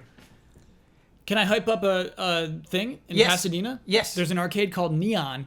You walk in, you spend $10, Uh-huh. and you get to play for an hour, and everything is free. Like all the arcade machines. This sounds awesome. You just Oh, okay. I've never heard smash of one this. player until it's like full. And so I did a full playthrough of Ninja Turtles. Whoa. It felt so good. At the end, that game is insanely hard. There is no human alive who can do a 1/4 playthrough of Ninja Turtles. They're designed to eat your money. Yeah, I mean, Yeah. you could probably figure out how the bosses work and do Yeah, I a mean, 1/4. yeah. But yeah, that just it gets so mean, so insane. Krang's just smashing you with one-hit kills. Shredder it is. Oh god, but yeah, really cool arcade. For that reason of there's no such thing to me as a 1/4 playthrough. Right. And yeah, $10 is like negligible enough where you're like, yeah, this sounds like a fun thing, and you're playing through arcade games you would never beat otherwise. Pretty cool. That's awesome. Yeah, I mean, I think there definitely were some arcades in my hometown, but it was like very rare that I actually was ever at them. Like birthday parties of friends and things like that. Like most of the arcade games that I played were like either at a bar or at a flea market or at a pizza place. It's just like whatever games were in those places. So but like a lot of Street Fighter and Ninja Turtles and Tetris and that stuff were in those places, but it wasn't like, I was not very often like dedicated going to an arcade because like the arcade game was just sort of like what I begged my parents to do while they were doing something else. Yeah. It's like, give me some quarters, I'm gonna go play the games. I'm like, okay, and then go, and they do what they're doing. I have never done a 1 credit clear, but I got very, very, very, very, very close once. And it's a game that I love with my heart and soul. I got to the last stage of Metal Slug 3. Whoa. Wow. On Yeah. 1/4. But then I messed up. Hardcore. Yeah, Metal Slug 3. Like, I love all the Metal Slug games, but Metal Slug 3 was the very first one that I played. And before, it was such a beautiful experience because I was in high school when I first encountered it, and I had never heard of Metal Slug before. And I was like, oh, what is this? And then playing it and being like, this game is incredible. Wait, and just 3 having was your first one? 3 was my Whoa. first one, and I got to play it in the arcade for the first time. Cool. And Doing it right. oh man, like I would go to the arcade to just play Metal Slug 3. That's There's how still much I loved nothing that looks like Metal Slug. No. Yeah. No, there's not. It's crazy. Neo Geo baby. I just remembered my closest thing. Trying to get through the Dance Dance Revolution game you play with your hands. I honestly forget the name of I it. remember that game, yeah. It's Had like the four Poppin' pads, you'd music? swipe them under there. yeah. It's got a up, right, up, Oh, left, down, yeah, right, down, yeah, left. yeah. And so you really are. You're just dancing with waving around your hands Huh. over through, I guess, IR sensors. Oh, no, I don't know what that my is. goal was with one play to do 3 extreme songs, and I did get there. Nice. I got pretty good at that hand Nice. dancing game. I feel like you're a rhythm game master. Like you, No, or you have Chris the Wynn potential is. to be. Yeah. I'm not Okay. a. Yeah, exactly. Okay. I've never really got there. Okay. But you love them. Love them, Yeah. kind of. Kind of. I beat Street Fighter 2. No way, Brad. Yeah. Because wish, I dude. had it at home. And I played it a lot. Yeah. And I played it like when I was like in my prime Street Fighter 2. I played it at this place called Pals Park. I beat it there. What was your character? Ryu. I used to be Ryu main like all the time back in the day. It wasn't until 5 that I started messing around with newer characters. I just want to throw this out there. Get wrecked. Anytime somebody says like they're a Ryu main, you get that sea of people. It's like, oh, you're so boring. It's like, no. If you are good with Ryu and Street Fighter, like really good, you understand that character, you know when to throw fireballs. No one should disrespect. He had a you. cool. He's a cool kid. Yeah. Yeah. It's so fun. Like No. I'm bored by someone who says I'm main Blanca. It's like, oh, Yeah. great. Just mash a bunch of buttons and turn electric. Then you give him the Hadouken, Yep. and I'll teach him. And come out again, give him a dragon uppercut. Nice. Uh, Beat Street Fighter 2, man. That's so Yeah. hard. Must have been what, tuned was easy. it vanilla? That cabinet was I tuned think so. easy. Yeah. We're gonna have to settle it. It was okay. It was when like the Genesis era and like SNES Sure, kind of time. sure. So I don't know which version it was. Probably the original. This third and final email comes in from Troy. Subject: non-traditional settings. He says, "Hello, allies. With Hi. the recent release of Pokemon Sun and Moon, I noticed how the island setting is vastly different from previous Pokemon games. Some may even argue that the new setting helped lead the change in the game's usual formula. With that in mind, I ask you, can you think of any games that you would like to see an installment of in a non-traditional setting? Oh, If nice so, question. what new setting would you like to see? I, for one thing, a Zelda game set in feudal Japan style Hyrule would be amazing. Chance for the Zelda series. Thanks." They did a little bit of that in Twilight Princess What? with the style of the Wild dress West? and the that's the thing too. They mashed a bunch of things in there because they had a Wild West kind of thing, but then they also kind of had the way like the villagers were dressed and the sumo wrestling stuff. Oh yeah, like his town or whatever. Yeah, I hear you. I guess it's like more like culture than location though. Yeah. Because it's like in the woods. I don't know.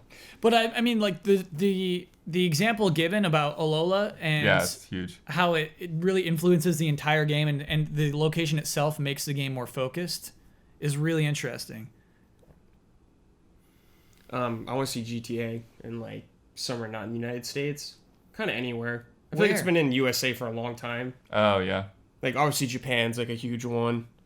Even like China would be really cool or something like that. Maybe like Brazil. or I like don't know. Just, like, what was the one that tried to do a similar thing? The Getaway or whatever, London. yeah, that's a getaway. Yeah. Yeah, London. Yeah, that was cool. London Yeah, might be I mean really cool GTA's for been in GTA. I think London before, but that was like the old ones.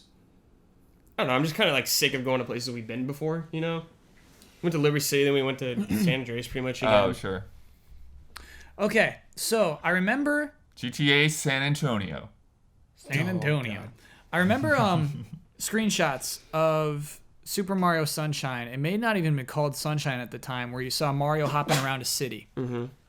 And I was so pumped for the game at that point. They were like, this is the hub world. And so I would love a game in which Donkey Kong is the bad guy. It's Mario in New York City. Yeah. And just a big city. I mean, obviously not New York City. The city you see beneath you in Mario Kart tracks. I'd love to see more of that. I love that setting. I love what Mario Kart does with world building, to be honest with you. But yeah. You want DK as the bad guy? Toad's Okay. Turnpike City. You could see the environments that Nintendo would make with, using skyscrapers and stuff. Yeah. Well, you know what's funny is when I streamed Super Mario World this week, I didn't even talk about that. Somebody pointed out, it's like, yeah, Mario's almost never in the Mushroom Kingdom, is he? Anymore. No, he's always on vacation. He takes a lot of vacations. Yeah. But it's, like most of the Mario games take place somewhere else. Even the Mario and Luigi games are like, let's go somewhere else. Even like Mario 64 is like all of these like transported places. It's like, where are these places? You're at Peach's Castle, but you don't see the rest of the kingdom. Don't even get me started on the city that's like the water level. And there's like that whole ancient city you see in the background. Oh, yeah. That's so weird.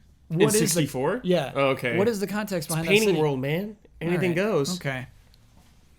So does it not exist? Yeah, That's a good question. It's its own world. You ever There was played Dark Souls 1, dude? There's a really elaborate, well thought out story there, and Miyamoto just went. It's like no one cares about story. Yeah. He's right. He's not wrong. Everybody should play Land. Mario Run. I have not thought this out, but I would really like a Final Fantasy game in the Wild West. Wild Arms. Yeah, I understand that Wild Arms exists, but I want like a cactuar and a cowboy hat. I want the weapons to primarily be revolvers and lassos. I want you to ride around on horses in addition to chocobos. Whoa, dude. Addition to chocobos. In addition to chocobos. chocobos. Those chocobos right Not now, in addition to chocobos. I just think, I don't know. Like I love the the steampunk, the contemporary, the fantasy. I want another element to Final Fantasy. I want a whole new setting. Like if you're going to change the story every time anyway, let's go to a totally different place. But maybe Irvine could still have a cameo. Yeah, He's back. He's back, And he doesn't miss. no one talks about Irvine. I think Irvine's all right. Irvine's all right. I think Irvine's all right. Great party member. Yeah. I thought of another one. Well, I thought of a challenge. I think Halo needs a new location. Oh, yeah. And I think agree with that that. something like this, something like a location that is the But isn't that entirety what they of the tried game. to do with Halo 4? Yeah. You're like on that planet the whole time, right? Pretty Yeah, much? but like who cares about that planet? So I think like going to someplace very specific, like Pokemon went to Hawaii, just having one location kind of feed into the rest of the game could really benefit that game. Of just like, wow, this Halo is different. This Halo has a theme. I just don't know what it is. I was thinking like just in my mind right now, like bringing back the Halos, but like a test Halo, like the first one that was built. And so there's like issues with it, but it's still really like the Halos are cool. Yep. A huge ring of environments that there is earth and water on. Those are really cool. And the idea of a Halo game that takes place entirety on one Halo, I think could be really interesting. If the Halo itself has a theme, perhaps. You know what's doing this? What? God of War. Yeah, I was thinking that too. Right. That is true. Boy, that game looks real good. Yes, it does. Cool location. And it is definitely informing a lot of everything that they're doing. Yeah. Blood, do you got a game for us with a different, non-traditional setting? Do I have a game? Huh. It's out of my head. I can't think of what I would like off. Yeah. A Halo Okay. game that takes entirely in place in one tower. One The tower. Ring. Yeah.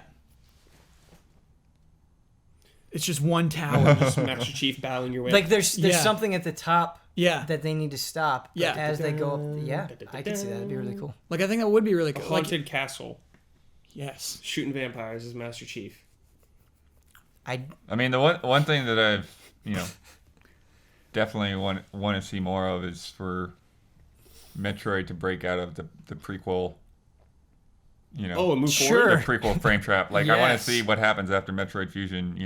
What is it like to be Old essentially Samus. the last Metroid? Metroid Fusion is such a good game. It's such a great step for that series. And then just nah. Oh my was god. so Nintendo. long I'd always too. love to see Samus bounty hunting. Like that would be a really cool game. Right. Like getting the bounties and actually going out, Yeah. finding them. Yeah. But but I think that's part of it too. Is like if Samus now is the Metroid, essentially, then like you don't have to like try to bring in all of these other old elements. Like Samus is the Metroid now. She can do whatever you want to do next. You know, you don't have to keep doing these weird kind of, you know, double Samuses and all of that stuff, or, you know, like, you know, Metroid Prime, like, as great as a game as it is, it's kind of weird to think that that last boss is a Metroid. It's like, that's not a Metroid. You just That's kinda, Metroid Prime.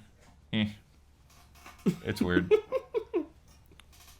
It's not anything like any other Metroid. Oh, but I mean, like, look at the final boss of Super Metroid. Like, what is that thing? The final boss is Mother Brain. Yeah. Is Mother Brain a Metroid? No. Oh, okay. Mother Brain, like, captured Metroids to use them as weapons. Got it. Guys, it's time to move on to our final segment, where we dig into The Last Guardian. Oh my Okay, God. tune out. Yep. If you're scared of spoilers. If you're scared of spoilers, Yeah. if you haven't finished the game, if you're waiting to get it for Christmas, whatever it is, thank you for joining us this far. I hope you enjoyed the previous parts of the episode.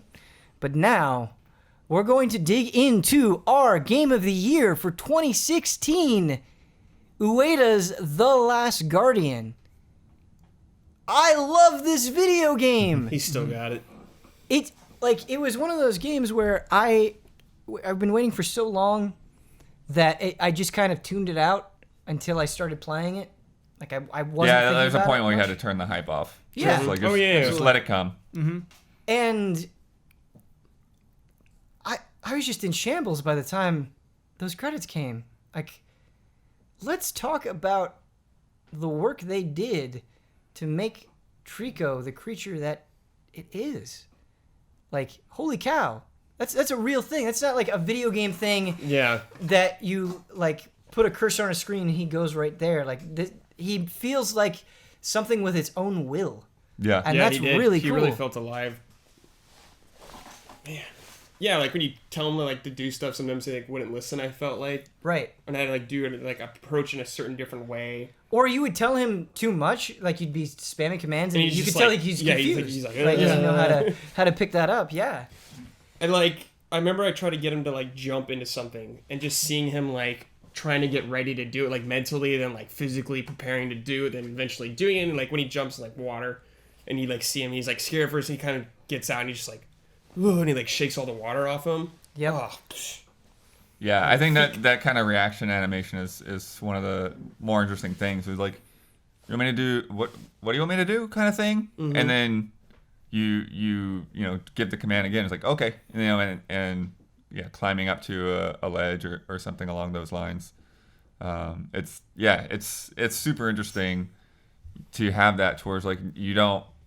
Yeah, you have a partner that you work with and that you have to learn how to communicate with, and it's what it's the biggest reason why I think that like I didn't stream the game, because like that you're not gonna get that to come across On stream. from watching somebody else play, and the same thing with just like a lot of how the controls work and how much kind of heft and the weight there is and stumbling there is to the way your character moves, and I feel like that's one of those things, like one of the reasons this game is so divisive is that I feel like some people, I don't know, like I can't put myself in other people's shoes too much because I just don't connect with when people say that this game controls really poorly or whatever. I'm like, no, it doesn't. It controls in a very intentional way to make you feel like a weak little boy who has to like pull himself up onto ledges or pick up this huge barrel of food, or pull a lever, like all of that stuff. Like it's hard to do, and it's something that I think you have to see. Like this is made to be this way. This is made to put you in this situation. Something that you touched on that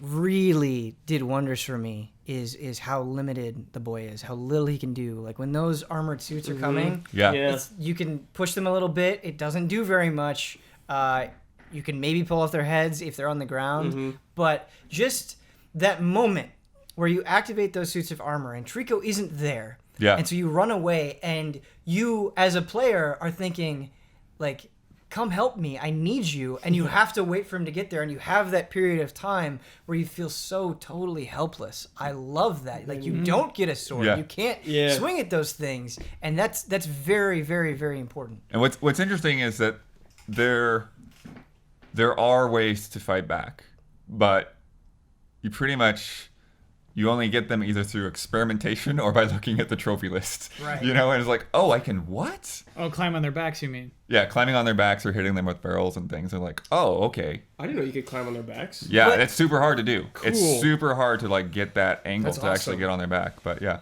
But even those options are like really improvised, like kind of awkward things. You know, there's no good simple out Yeah. with those. Yeah. And then Trico just destroys them. Just comes in. Yeah. Boom. Yeah, which is great. It's always a great feeling. It's always earned, Yeah. and it's nice not to have to be like Trico attack. Yep. He just does it, Yeah. You see his eyes light up. Well, I think that's another thing that's really interesting about the AI is there are a lot of times where you're not sure where the way forward is, but Trico will see it. Trico will see it before you see it and start heading in that direction. You know, and again, that's part of this idea of this partnership. It's like sometimes Trico knows where to go. Sometimes you have to point out where to go to Trico, and it's that kind of back and forth that I think really makes it work. That it's not always you just, hey Trico do this, hey Trico do that. You know, there is some autonomy to it. Yeah, totally. I feel like this is just me projecting onto this, but I feel like they made Trico shoot lasers out of his tail because they thought it was cool, and I'm so on board with that. Oh, hell yeah. Like, yeah. But that's something that I think is really cool from a design standpoint as well, because they introduced that at the beginning of the game. They give you the mirror and they show you how it works, and it becomes a part of like a normal part of, you know, handling puzzles. It's okay, you use the mirror and you destroy things. And then they take that away from you. And then you forget it exists. And then in that, you know, final quarter of the game, they give it back, and it's like, oh wow, like this is a tool that I have again that I know how to use, and it's really really satisfying to see it come back and to use it in new ways. Context-wise, I love where you find it too, and that it is so early, because when you're just pulling it off this huge sarcophagus, this magic shield, you assume stuff like this is going to happen throughout the entire game. It doesn't feel as huge as it actually is in the story at that time. I love that. Because it's the only item you find in like the whole game, pretty much. That Yeah. you use. And that is the base of the tower in which you finish the game at. Oh, I love that so much. I love that kind of thing. And yeah, at the time you don't feel the heat, you don't feel the weight until the tower's shaking and you see that sarcophagus again. And you're like, oh my God, this whole tower is for him. Yeah, that's that. Oh, you know, I love that stuff. Yeah. And that's primarily where my love for the game comes from. That's the thing. I caught on to it late in the game, and then my second playthrough, I was obsessed with the fact that this is all one big interconnected place. Yep.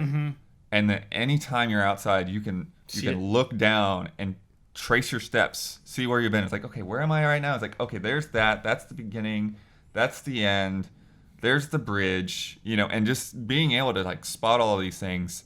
And one of the other things that kind of blows my mind is with the eyeball things, the glass eyes, how you can look up and you can see them from very, very far away. Yep. Yeah. Long before you ever get to them or anything. Like, they are actually there. And there were times even when I would shatter them, and the glass wouldn't just like be like some particle effect and disappear. Like a big piece of glass fell on a bridge. And then when I went up, I could still look down and see that piece of glass on that bridge.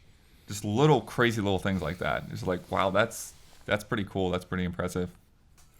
From a storytelling perspective, there was a scene that happened that I was not expecting that I thought was just incredibly well done. And you get eaten by Trico after he gets Very unexpected. Yeah, very unexpectedly, but it tells the story of how the boy got there, and it gives you it gives you context for the village. Yeah. And I like that. I like how they show where the boy is coming from, where he's trying to get through, what the townspeople say to the creature, because it does this brilliant thing of filling in the holes in a very explicit way while also raising questions that make the world feel bigger than what you get to see what UA as likes you're to playing do. it. Yeah. Like, and I was just like, It was wow. It was like the most we've ever seen like outside of like a certain area in like the games. Like Right. you know, Eco usually takes place in that castle kind of thing. It's mostly in there like Shadow Colossus. You see the beginning of them coming in, and that's Right. about it. But this one, yeah, you did see much more outside the whatever fortress you're in this time. Yep. What are the connections though? Is what I want to Right. know. What are the Right. connections? Is it the same universe? Yeah, but I mean, I do think that was a very interesting thing to me that like they did have that direct story there. That it's like, okay, where did Trico come from? Where did this boy come from? And like it answers those questions. And then there are other things that like you don't really understand. At the end, there's this thing that I think is very much up to interpretation, where you see a Trico like kind of like puke up a child into like a retainer, and then it spits out a thing of food, and it's like, okay, is that implying that the barrel of food comes from the children? Because why not just eat the children then? It's almost like the children are being used for something else. And it's like this like training mechanism, like you would do for a pet. Like, oh, if you put something here, you'll get a treat. You'll get a treat. I'm gonna say it's all energy. It's all energy for the master, but those barrels are full of boy juice. Boy For sure. juice. I don't know Boy though. juice, Like, I huh? feel like there's something else. Like, it's just weird to me that like what would actually make them not just go around eating children, and why would they bring them They back? need to be processed into boy juice. You can cook your meat. Yep. Maybe. This is our boy juice factory. We'd love to give you a tour. Up to interpretation. But all the barrels, blood, when you first Yeah. go into the master's room, there's barrels, the empty barrels all over. You Yeah. find one.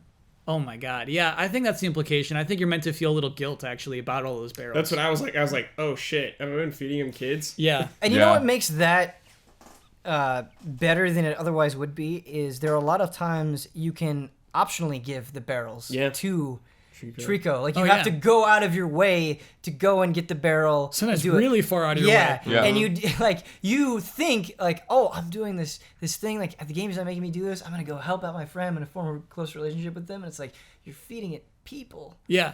Yeah. And as far as I know, it doesn't benefit the game at all. Just like the only benefit you get is more costumes, unlockable costumes on your second playthrough. I really don't think it makes Trico stronger or anything. I was wondering that when I was playing. I was Me like, too. Is I this was like, healing him? Or I'm making the something? laser better or something, or I'm making the horns grow. but Yeah, I he's like definitely not that making the I horns think grow. that, But yeah. I thought like, oh, maybe he'll follow my commands a little bit more readily because Yeah. I've been going on my way to feed him. Yeah. Yeah, I wonder if there is some subtle effect that we just can't see. His But EV it's hard to values. say. Yeah. Yeah, but you'd probably have to like do 2 runs. You'd have to like do a run with giving it minimal barrels, and then do run with all of the barrels and see if you could notice a difference. Because I mean the horns might make sense. The horns might be tied to it somehow, but I think the horns are just growing. I think that they grow regardless. Yeah. Yeah. There are trophies in The Last Guardian. Like there's a gold trophy, I think, in beating it in under 5 hours. Mm-hmm. Last Guardian is one of those games that I don't ever want to play again. Sure. I can see that for sure. Yeah. I was thinking of the moment, Ben, where the kid is practically dead and Trico does its best to nudge him awake. Dipping you in water eventually works. That's like 3 or 4 minutes long. I don't know if I could watch that again. Right. But in that time, I feel like the connection between the boy and Trico is never the same after that point. That's really, you see Trico acting on its own accord and you do nothing. You can only watch. And I think that moment is really, really effective. Obviously, I don't think the twist that you're alive is shocking to anyone. I think everyone's kind of watching like, oh yeah, I'm going to wake up Well, he's eventually. narrating Yeah, the exactly. game. You're like, well, Yeah. you know he doesn't die. So yeah, it's really just establishes that bond so hard. But I don't know if I'd care to watch that again. You know? Absolutely. I mean, I did second playthrough right away. Whoa. And I really, yeah.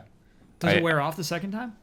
I mean, obviously things don't have as much impact, but again, I really appreciated like being able to see everything again. Yeah, I wanna with go the through again. context, with the knowledge there. I totally understand that, but in addition to what Kyle was saying, I think the other thing to me that is a big appeal about The Last Guardian is you don't know what you can and cannot do Like, you don't know how you can interact with Trico. You don't always know how you can interact with the world. And when you have those moments, it's like, oh, I can do this. I think just going through and having that knowledge ruined some of that discovery for me. But you're right, I would pick up on things that I missed. And going back to the trophies, I did like picking up some different trophies and playing around with some things that I didn't really know about the first time through. But at the same time, like trophies sometimes are just such utter bullcrap. Like there's one where you're supposed to just like have heard all the hints, and like you really want me to like go into every room and just stand around for 5 or 10 minutes and make sure that I've heard all the hints that you can give. Like that's not fun. I love that. You waited once you to earn I love the hints. I love the things that he says, and he says specific things too when you get a trophy. Like he'll have a little story that connects to it, so that's nice. Oh, like if you get the pulling off the heads trophy, he'll say something. That's cool. But yeah, some of that stuff just is not actually fun to do to get a platinum. Like I wouldn't want to rush through the game in 5 hours ever. Like it's just not a thing. No deaths, I think, is pretty crazy. Yeah. No death run. Yeah, that would be super hard to do. Yeah. Because there are times where you just, it's not your fault. It's a jump. That's the thing. Like it's not, people talk about archaic or whatever, but like I like the fact that my jumps are not going to be like cushioned to where I'm always going to make it. Yeah. The fact that I can miss a jump is like really refreshing to me when there have been so many games now that, like it's not really platforming. You just kind of like going through the motion. You don't even worry about falling really. Yeah. You're just like, whatever. The clingy. Like I think of an alternate route where there's just some really short hanging chains over into like this cave. I had to give up on it because I simply couldn't make the jump. But I think like that is the price you pay for the realism with the physics. That you don't have the clinginess, you don't have the clasp onto the ledge every time you're close. And yeah, it's effective. It raises the stakes in having more. They are janky controls. They're absolutely janky controls. They're absolutely weird, but the entire game is built around them. Yeah, I don't like the word janky, but I definitely understand what you're saying. Like there's an intentional awkwardness to it, and sometimes it's a little. Like I didn't feel like I had trouble most of the time, but there was the one point where you have to like hang the pot on the chain. And for whatever reason, like I was there, the button prompt was there, and he would just set it down. Oh, weird. And then that was the only part where like in my mind, like, okay, why? But most of the time, like I'm 100% on board with the way that game controls because I just feel like it communicates so much. Yeah, I had a few issues like with getting off Trico sometimes, but that was about it. Oh, sure. When I was like hanging on. Oh, there's a moment where he totally does cling. If you're like jumping off of Trico, he'll just like cling back onto his head. That's like, oh, no, why not now? And I think they changed that after E3. I'm pretty sure, maybe this is just a false memory, but I'm pretty sure at E3 you had to do Shadow of the Colossus hold R button. That's what I heard too, yeah.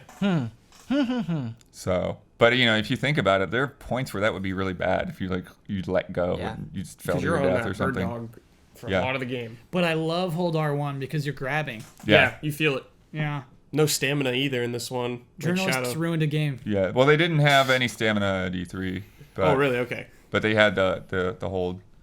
Man, there was something else I was going to say too. Where are you going to, Ben? Just talking about the puzzles themselves. There were so many moments where upon figuring it out, you're kind of treated to this really cool moment. Like the water puzzle, I think, was a great thing because before that, you were just trying to get Trico in the water and trying to get him to dive, but you have that moment where you get behind the gate and you're like, how do I get up there? And there's nothing that you can do to do it. And you see Trico in the distance, he's kind of looking at you like, what do you want? And then you get him to jump in and you go up to the lever and just that, like, you're solving it away from each other, like a distance away, but you have to communicate with one another in order to make it work. Wait, is that the one where he jumps in the water, rises? Jumps in the water, yeah, rises. I love that. I love that cool. puzzle. And the one, it's so good. We were talking about little touches in that email where you have to bring that contraption, that sort of seesaw contraption, over to the center of the room because there's that gate up there that has holes in it, and he launches you up. Yeah. But he doesn't, again, and this is why this game is so incredible, is because he doesn't just launch you up. He doesn't understand what it is at He's first. like looking at and it, he walks over to it and he looks at it and he kind of paws at it. Yeah. And then he launches He's, like, you up and figuring it shoots out straight with up you. in the air. Oh, it's Yeah. so cool. And so there's another one where a super hard barrel to get is if you can take the helmet with Yeah. you. And that's like almost, did you do it? Did you get that barrel? Like I had like 8 attempts and you have to go back through and like take the helmet, pick the helmet back up again. Is the secret to hold on to the helmet or set it next to you? I think if you hold on to it, then what it'll do with only the first helmet, it was weird. It was a very contextual kind of thing. But then it will launch the helmet up. And then you won't go as high, but the helmet will go. Oh, okay. Oh. I had so much trouble doing that. But Yeah. again, it was like, these are the game's physics. This is the laws it lives by. You don't just automatically get that helmet up there for figuring this out. You Yeah. actually have to physically get it to work. One thing I appreciate is like it didn't repeat like a lot of the same puzzle things, like the springboard kind of thing. That was like once. You did it once. Yeah. in the entire game, and the Yeah. water raising you up. That was once in the entire game. Yeah. Oh, so good, dude. I also really loved quite a bit where Trico and the other Trico were fighting and crashing through the bridges, and how you have to go and help them out in different ways. Yeah, on each like level. switches. Yeah. Yeah. To me, that's really cool. That's a way to do a boss fight where it's not just this boss has an opening that you need to hit 3 times and Exactly. dodge the attacks in between. That was a boss fight where you have to think on your toes and come up with a creative solution each and every time. Really good stuff. There's no typical boss fight in this game. Yeah. Yeah. Well, then I also, and again, looking to how Trico kind of evolves and stuff, like, Trico's really beat up. After Oh that. my Like, God, with the black, like, I wasn't even sure if The it's black like eye, I was yeah. totally gone or what. So it's really interesting to see that, and then, for Trico to eventually heal. And but that just like puffiness in its face, like subtle animation things like that. When a spear gets lodged in Trico, it's going to stay there until you take it out. Those spots of blood that form around that wound are going to stay there for the entire game. Well, not for the entire game, but I it thought it takes was a for while the for them. entire game. No, it 'Cause takes a while for them to wear Okay. off, but they do wear off, and you can actually like rub it off by petting. Oh, I didn't tip. get rub it off. Rub it off. Oh man, because, dang, I thought it was for the entire game. They do stay there a long time if you don't do anything. There's a For sure. trophy for painting Trico. Is that what they mean? What? I don't know. Oh, okay. That's one thing I Wait do up! not know what Yeah. painting Trico is all about. I can only think because I did get all the costume trophy, but then there's like one other thing after that I thought was a costume, but it may be related to that. Oh, okay. If you get like 96 barrels, which you can only do in multiple playthroughs, and it does track that through multiple playthroughs. Oh, okay. Oh, you know what? And it is something about feathered, so maybe the final secret costume is actually for Trico and not for the boy. That would make sense. Ooh, that'd be cool. Okay. Maybe his helmet one. I really like how the game opens, where you have all of those drawings of strange, bizarre creatures that you don't see in the game. Oh yeah. When yeah. it starts with just normal animals. Yeah. Yeah, Slowly. but then it Yeah. changes into Yeah, it the weird, changes bizarre into creatures. things that like, if you heard about this, like let's say you lived in England, and you heard about a giraffe or a rhinoceros, and like, are they just making that up? That kind of thing. And then it Right. actually goes into, mythical creatures, and then it ends on Trico. It's a great intro. Because that's what the game is about. It's not about, you get to the end, you solve puzzles, you see the boy at the end in his village, but I feel like more than anything else, it's about understanding this thing. Yeah. And figuring it out, and And it being a believable animal. Yeah. Like, it's just not some weird like Monster Hunter design or whatever, as cool as those can be. Like, you can see like the behavior. Like, it's a weird thing to look at my roommate's dog and feel like he's giving me a look like Trico gives. It's like, Right. what the heck? right. And I think that's an important thing to bring up. And while I don't necessarily think the complaints about the bad controls are wrong or that they don't have merit, but it also like kind of made me question, like, what am I trying to get out of this video game sort of thing, where it's like, maybe it's okay that something I want to do isn't working in this specific moment. Maybe it's okay that it takes time for this creature to do something. Maybe it's okay that the game isn't like moving on exactly when I want to move on, and approaching that game from that angle is what made me fall in love with it, for sure. Yeah, so the moment I think I fell in love with it is kind of similar to that, Ben, is like the game's not about combat. The playing of the game is discovering exploring, discovering what to do and everything like that. It's the point where it's after your first trip to the tower and everything collapses on your way out. And you're just kind of out in the open and you feel the depth of the nest. You see all these environments around you and I don't know where to go next. And that feels so good. It feels like I'm here right now. I don't know, Trico, how are we getting out of here? We just blew up the bridge, man. And that just feels so cool. That feels unlike a game. It feels like unlike regular games. It just feels like I'm in this environment right now and the world is real and the challenge is real. The challenge is genuine. I have to find a solution.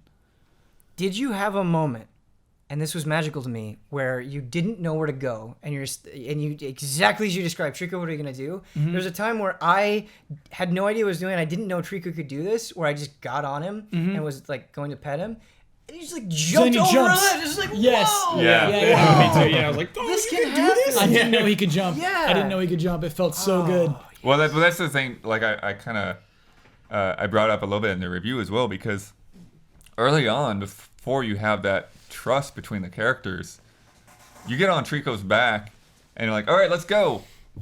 Trico just stands there. Yeah. It's like, what do you want? And it's like you have to lead it. And I think that's really interesting that, like, you know, as you get a little further, then okay, you can get on its back and it'll jump a little place, and then okay, you get off and lead it again. But then as you get into those later chapters, like, there's a lot of points where it's like, okay, Trico, let's go. You know, and you're going where only Trico can go. You can't climb that way. You know, those points where Trico will just, you know, drop the tail down for you and it's like, oh, okay, let's go check this out. Yeah. I love when he picks you up and throws you onto his back. He's like, I know where to go right now. Yeah, he's like, let's go right now. Yeah, I got this. You're like, okay. Yeah. I love some of the commands that the little boy can do, because like you can do a command that like the boy is just jumping on Trico, like, and he's frustrated. He's you know like, what I mean? Like, it's not, Yeah. or when he wants him to jump, and he's like, come on, let's go. And you could just see an excited little boy like losing his patience and kind of mimicking the emotions of the player. Really cool. One thing I wanted to ask you guys, because I don't know how I just managed to discover this, but I feel like it's weird that it's not in controls. Did you guys find the L1 button? No, what does L1 do? So you don't know? Paints Trico. No. Do you know? I don't know. I feel like I heard about this after I finished the game, but I did not use So it. L1 always locks your camera to Trico. Oh, that's cool. Oh, I didn't know Centers that. your camera right on Trico. Didn't know It's that. not on the control scheme. That's weird. And I don't get it. You know, I found it pretty early on, and it was like, oh, this is beautiful, because now I've got the shots I want. A few times I could use that, absolutely. That's a little weird considering how far out of its way the game goes to give you like those prompts of this is what this button does, this is what this button does. It's not spelled out anywhere. That's a little weird. It's to really, me. really strange. It seems inconsistent. And I think it may make the difference for a lot of people that, you know, have a hard time with the camera controls, and like, you know, you just hold L1 and watch Trico. Patch you know, it in. See what Trico's doing. Heed Bloodworth's advice. So Use L1. try pushing buttons that aren't marked sometimes in games. Yeah. See what happens. I have one final question that we've kind of already gone over with Game of the Year, but I want, you know, the individual takes of each of you. We've talked a lot about Last Guardian, but there are a lot of games in 2016 that we've talked about and we've praised. What is it about Last Guardian that makes it stand above those other ones for us collectively as Easy Allies? Let me think. Last Guardian is a lot of what I want games to be. And I mean, so it was Uncharted 4. Uncharted 4 was the game that I was pretty sure was Game of the Year until I played through The Last Guardian. And Uncharted 4 is obviously a god-tier game. Has a lot of just still shooting to get headshots and finding ammo on the ground and things that just games, it's normal in games to have these things. But Last Guardian doesn't need any of those things. It doesn't need any of the things that make video games games. Or, I mean, it still needs some. It still has secrets. Still has those barrels. It's funny, the implementation of the barrels. And just, Yeah, to me, it's a game you don't really have to make excuses for. You don't have to say, oh, that's just video games. Obviously, you do have to make excuses for the way it controls, and you do have to make excuses for sometimes just Trico getting trapped. One time it was just trapped. I had to like, jump off the ledge to get him to reload. Oh, really? Yeah, just stuck, just completely stuck in some stairs. But yeah, it stands for itself. It stands as a game that's just proud of itself and will let the audience find it as opposed to appealing to a wide audience. Though I'm upset about this thing Bloodworth says about R1. Yeah, just a game that's proud of itself and so complete. Yeah, I guess it's a game that kind of does, kind of like how I was saying, does things by its own, like its own rules. I would say, like no traditional boss fight, no like things you need to expect in a video game. Like we don't need to put something here to make this a game for everybody. It just kind of like plays by its own rules, and the bond I felt between Trico and the boy was like groundbreaking for me. Like some weird creature. It felt like the most alive creature I've ever seen in a game, you know? Like the bond, like it reminds me of having having pets growing up. Like I felt that same emotion I had with this dumb CGI dog bird. There was something that Damiani said that I thought was Yes, this is so like, on point. that ties in it, yeah. Where he was like, I never had any problems with Trico because I've been living with cats for years. It did remind me of like when I had a pet. It's like that. Mm-hmm. And that ending, dude, was just like an amazing payoff for me. Like, Yeah. that payoff Yeah. was incredible. Good Lord. Yeah, I think it does a really great job of sort of building that bond and that drama over time, because I feel like a lot of people sort of make this mistake of like dipping their toes in and like, well, I don't see what's so great about it, and like, well, it's because you just dipped your toes in. Like in those beginning chapters before the bridge that was at E3, I was kind of in the same space and like I think like this is good, but I can't really like put my finger on like what it is. It's there's nothing that's like in my face. Oh, this is amazing. It's just like there's this subtlety to it, and then it just builds and builds on that foundation. It builds with these reveals. It builds with this drama. It builds with these moments where you're on the edge of life and death and you don't know what's going to happen. And then it's just like some of those final moments, some of those final chapters where it just, I'm not going to forget that stuff. Like there's just these things in my head. It was kind of frustrating writing the review in a way, because it's like there are things in my head that I would never show in the review that are, this is why this game is getting this score. You know? Absolutely. Yeah, like, that was a tough one. in my opinion, the best stretch of that game is not even the actual ending, but the section right before that, where you're climbing up those towers, and the sun is setting, and you see the light coming through Trico's feathers, and you see like the basin that you're enclosed in, and you have that moment with Trico where he backs up very, very slowly, and he hunches down, and he runs forward, and he jumps. Like my heart like went up with him. Like it was such a powerful, amazing moment, and the way that they make you very, very, very slowly work for that payoff. Oh my God. Good sense of urgency in that game. And you had an appreciation of that tower. You were there before. You worked so hard to get back to it. Yep. You know that tower is the way out. The giant white tower with textures unlike anything else in the entirety of the game. Super interesting. And then, to cap it off, it's not just like, okay, yay, Trico, he flies, he gets to the tower. You get to the tower, and those suits of armor that knocked you down, you gotta fight. They rushed on you, and so it's just this one sort of like really uplifting moment, and then an immediate battle where you're kind of on the edge of the seat, and you have guys above you. I said I can't replay it, but I want to. Yeah.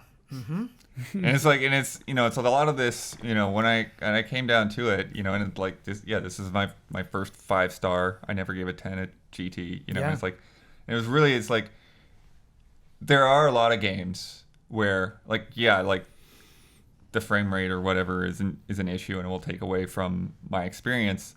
And this is like, I definitely noticed spots where like the frame rate here is not good. It's not good on a normal PS4, in specific rooms.